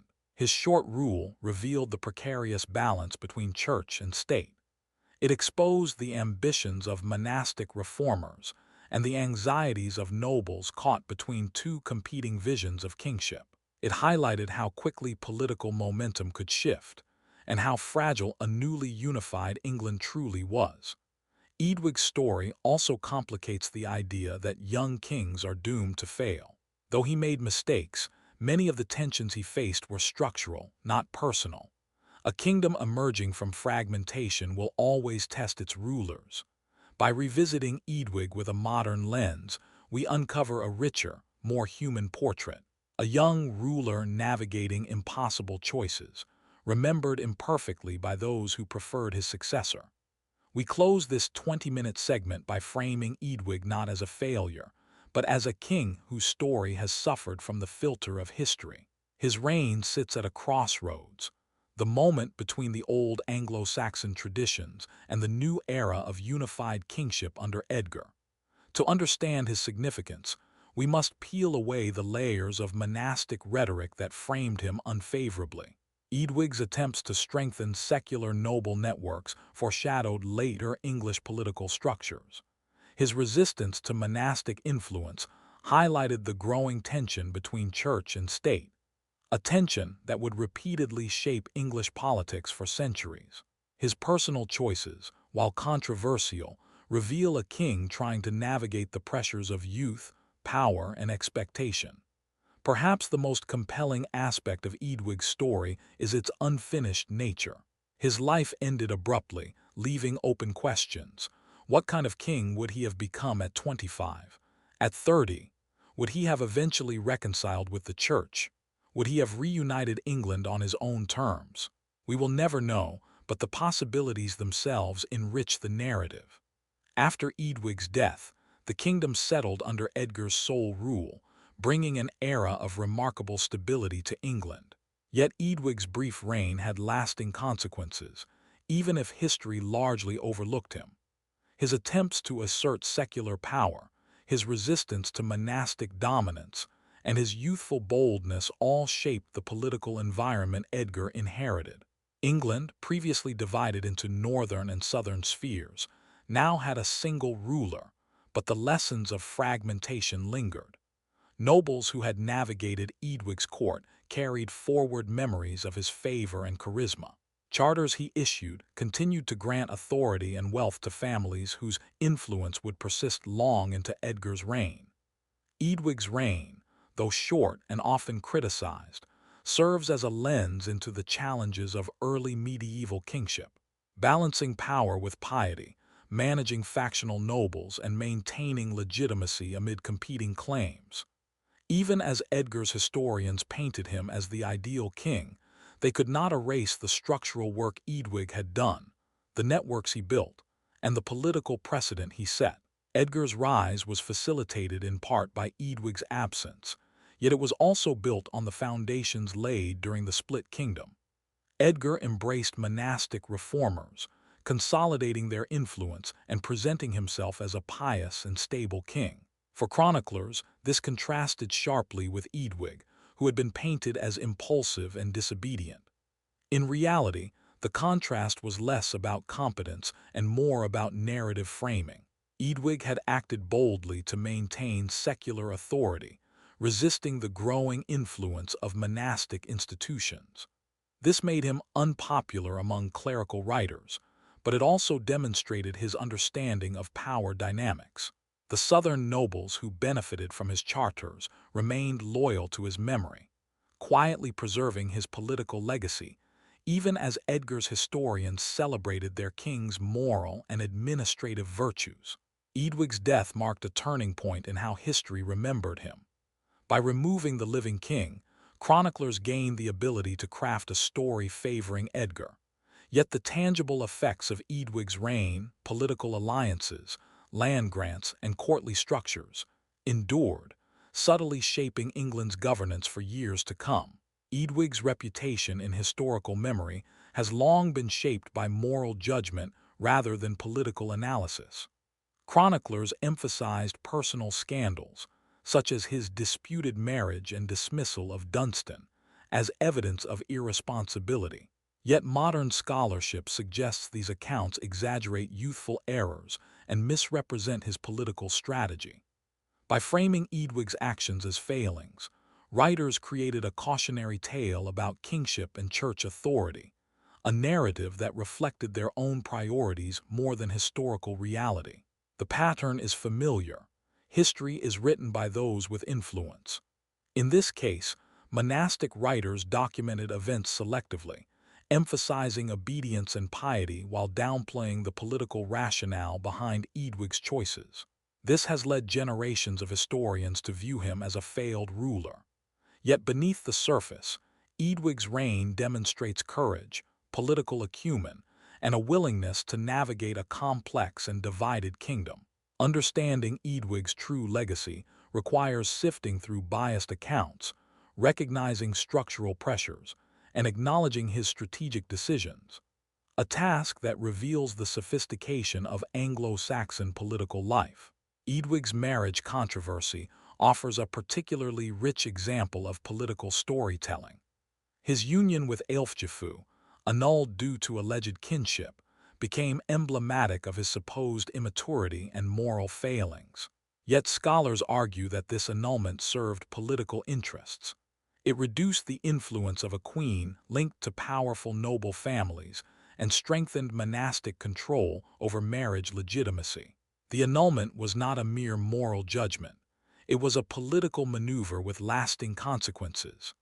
Aelfjafu's removal altered court dynamics, weakened Eadwig's network, and amplified the narrative of a king out of step with moral and clerical expectations. The episode illustrates how personal relationships could become instruments of political strategy, shaping both the contemporary power structure and later historical memory. Eadwig's story reminds us that kingship was never purely ceremonial. Decisions about marriage, land, and court personnel could ripple across generations, influencing not only governance but also the historical record. Dunstan's role in shaping the historical narrative of Eadwig cannot be overstated. As a reform-minded monk and later archbishop, Dunstan became a central figure in Edgar's court, ensuring that records emphasize the contrast between Edgar's piety and Eadwig's perceived faults.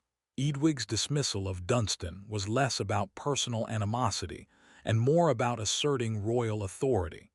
By resisting the influence of a powerful cleric, Eadwig sought to demonstrate independence, a key expectation of a sovereign king. Yet this very act, when recorded by Dunstan and other clerical writers, became a symbol of misjudgment, further tarnishing Eadwig's reputation. This dynamic demonstrates the interplay of power, personality, and storytelling in medieval kingship. Eadwig's decisions were politically calculated, but the chronicler's interpretation reframed them as impulsive errors, ensuring his place in history as a cautionary tale rather than a nuanced ruler navigating a turbulent kingdom. Eadwig's youthful charisma is another often overlooked aspect of his reign. Contemporary sources describe him as attractive, confident, and capable of commanding loyalty from nobles. These traits, while sometimes criticized by moralistic chroniclers as signs of indulgence, also indicate that he was politically and socially adept in courtly circles. His charm may have helped maintain southern support, especially in Wessex, where local loyalty was critical. The contrast between Eadwig's southern charisma and Edgar's northern steadiness highlights the regional dynamics that defined mid-10th century England. While Edgar built a reputation for reliability and piety, Eadwig leveraged personal presence to sustain authority in a divided kingdom.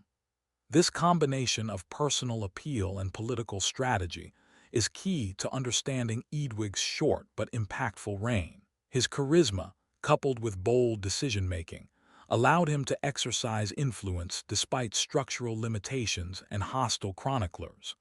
The broader cultural context of Eadwig's reign is equally important.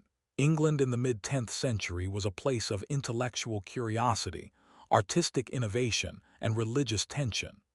Monasteries were centers of learning, producing manuscripts, metalwork, and illuminated texts that would survive centuries. Eadwig's court, despite political turbulence, participated in this cultural life.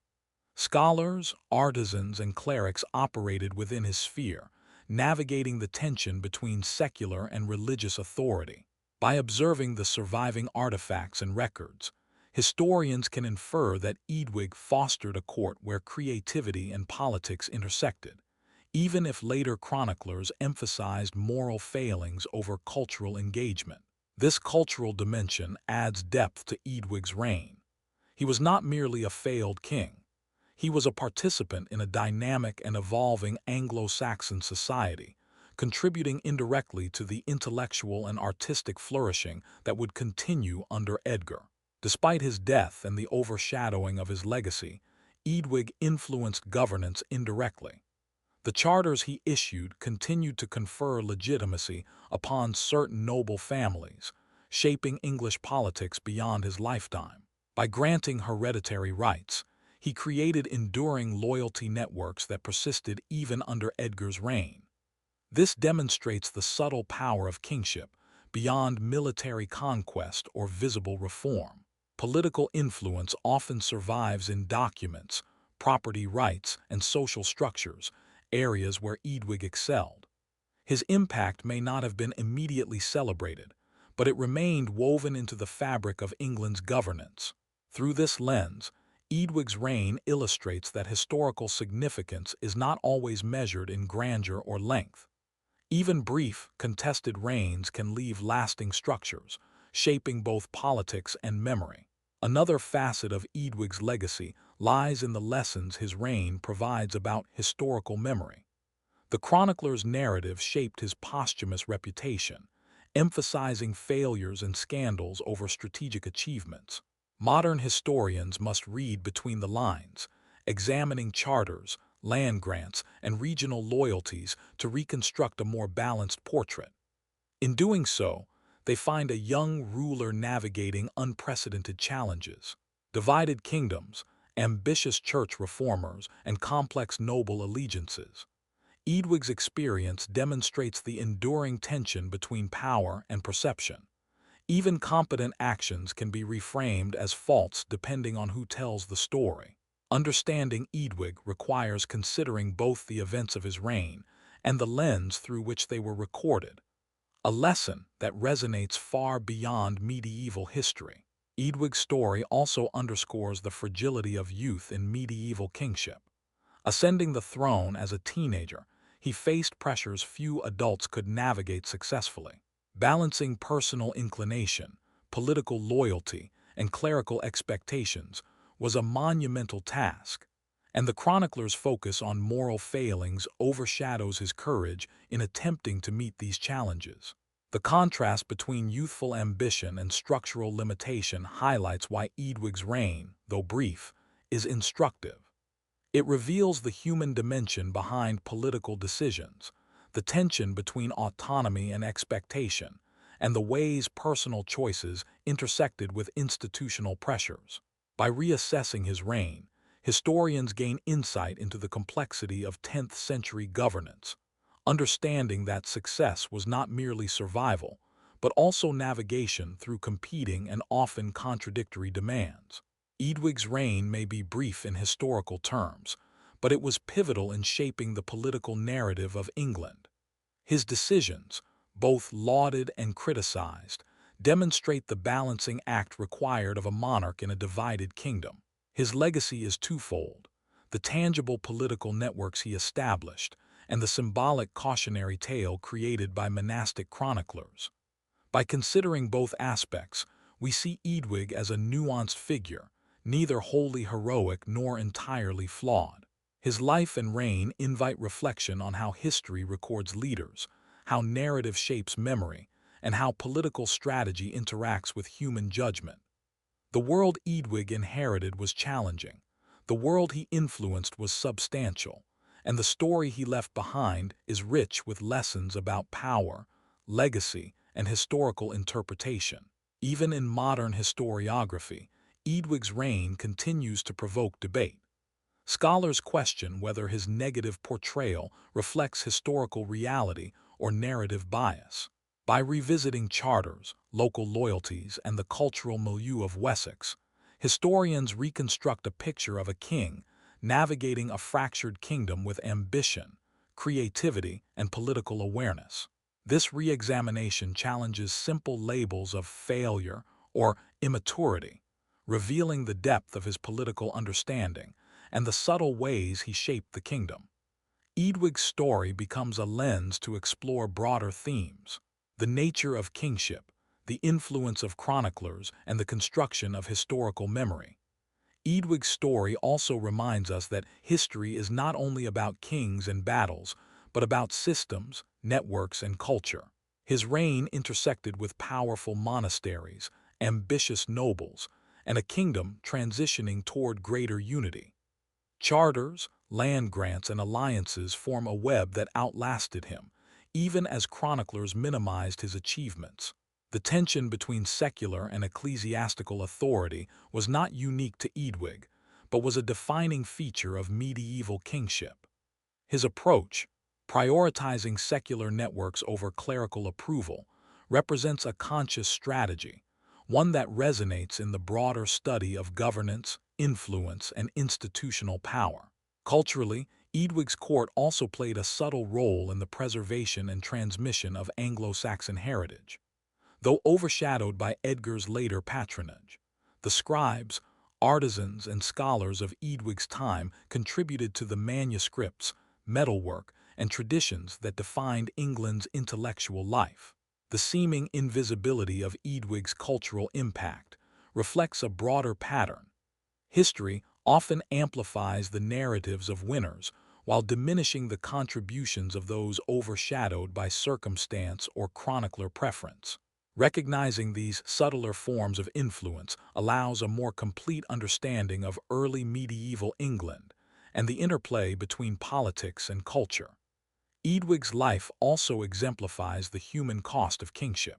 Ascending to the throne as a teenager, navigating court intrigue, and confronting reformist clergy, he experienced immense pressure in a society where power and survival were inseparable. While chroniclers focus on his alleged personal failings, modern perspectives invite empathy and consideration of the challenges he faced. His death at such a young age truncates any opportunity for historical redemption, leaving a legacy heavily mediated by those who followed. Yet even in absence, his influence persisted, reminding us that historical figures are shaped not only by their deeds, but also by the narratives constructed around them. The juxtaposition of Eadwig and Edgar illuminates broader themes in medieval governance. While Edgar exemplified stability, ecclesiastical alignment, and longevity, Eadwig represents the complexities of youthful ambition, independence, and structural constraint. By studying both reigns together, we gain insight into the nature of kingship in a transitional period of English history. Eadwig's story complicates the simplistic dichotomy of success versus failure. Though overshadowed, he contributed to political evolution, cultural continuity, and the negotiation of secular and ecclesiastical authority. His reign serves as a reminder that influence is not always immediately recognized, and that historical judgment often favors those aligned with prevailing narratives. By examining the charters, monastic critiques, and noble alliances of Eadwig's reign, we uncover a king who understood the power of networks. He distributed land strategically, reinforced hereditary claims, and managed relationships in a divided kingdom. These subtle actions may not have earned him praise in contemporary chronicles, but they reflect a sophisticated understanding of political leverage and governance. Eadwig's story underscores the idea that historical impact is not only measured in dramatic events, but also in the quiet, systemic decisions that shape the future. His reign offers lessons about strategic foresight, the interplay of power and narrative, and the enduring influence of even brief leadership. Even centuries later, historians continue to reassess Eadwig's legacy. Modern scholarship emphasizes context over anecdote, structural dynamics over moral judgment, and nuance over caricature. By examining the interplay of secular and ecclesiastical power, the pressures of youth, and the realities of a divided kingdom, we see a ruler navigating extraordinary circumstances with intelligence, boldness, and subtlety. This reevaluation transforms Eadwig from a cautionary tale into a case study in leadership under constraints, offering insights applicable to both historical study and broader considerations of power, memory, and narrative. Finally, Eadwig's story reminds us of the fragile nature of historical memory. A king's deeds may outlive him, yet his reputation depends on who records them. Eadwig's charters, networks, and governance decisions survived, shaping England beyond his death. Yet chroniclers' moralistic narratives overshadowed these achievements for centuries. By revisiting his reign with critical analysis, we reclaim a fuller understanding of early medieval England, one that balances personality, politics, culture, and narrative. Eadwig's reign, though short and often maligned, offers a rich study of leadership under pressure, the dynamics of succession, and the shaping of historical memory. In conclusion, Eadwig All-Fair emerges as a figure of complexity and consequence. His youth, independence, and political strategies reflect the challenges of kingship in a divided, transitional England. Though overshadowed by Edgar, Eadwig's influence persisted through noble networks, land grants, and cultural engagement. Understanding Eadwig requires looking beyond the chronicler's moral judgments and examining the structural, political, and cultural context of his reign. In doing so, we discover a young monarch navigating impossible pressures, asserting authority, and leaving a subtle but enduring mark on England's development. His story is a testament to the importance of critical historical analysis, the interplay of narrative and reality, and the enduring human elements of leadership. Eadwig's life may have been brief, but it offers enduring lessons. Power is not only what is wielded, but also what is remembered.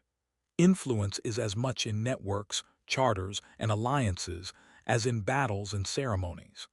The perception of leadership can shape legacy as strongly as deeds themselves. By examining Eadwig's reign, we gain insight into the complexities of medieval governance, the tensions between secular and religious authority, and the role of narrative in shaping historical memory. He is a reminder that history is rarely simple, that judgment is often biased, and that even short-lived rulers can leave lasting legacies. As we close this journey, consider the young king who dared to rule in his own way, whose ambition, decisions, and story continue to teach us about power, politics, and the human dimensions of history. Eadwig All-Fair, a king remembered imperfectly, yet whose life shaped the path of England in ways both subtle and profound. Eadwig All-Fair was a king of contrasts, young yet bold, charismatic yet misunderstood, ambitious yet constrained by forces beyond his control. His reign may have lasted just a few years, but in that brief span, he illuminated the fragile balance of power in 10th century England. The tension between kingship and clergy, the delicate dance of noble loyalties, and the thin line between legend and history. He lived at a crossroads, a kingdom divided both geographically and ideologically, where every decision carried outsized weight. While chroniclers chose to remember him as reckless or indulgent, a closer look reveals a monarch navigating impossible choices with courage and strategy. The charters he issued, the networks he built, and the cultural life he nurtured were subtle but lasting contributions to England's political and social landscape. Eadwig's story challenges us to think about history itself. How much of what we know is shaped by those who write it? How many voices are silenced, overshadowed by prevailing narratives? In reflecting on Eadwig, we see that even a life cut short can ripple through time, influencing generations, shaping memory, and inspiring reinterpretation centuries later. In the end, Eadwig All-Fair is more than a footnote. He is a reminder that history is complex, that legacy is nuanced, and that even the briefest reigns can leave enduring traces. His life invites us to question what we think we know about kings, power, and the stories we tell, and perhaps to imagine what might have been if fate had allowed him more time.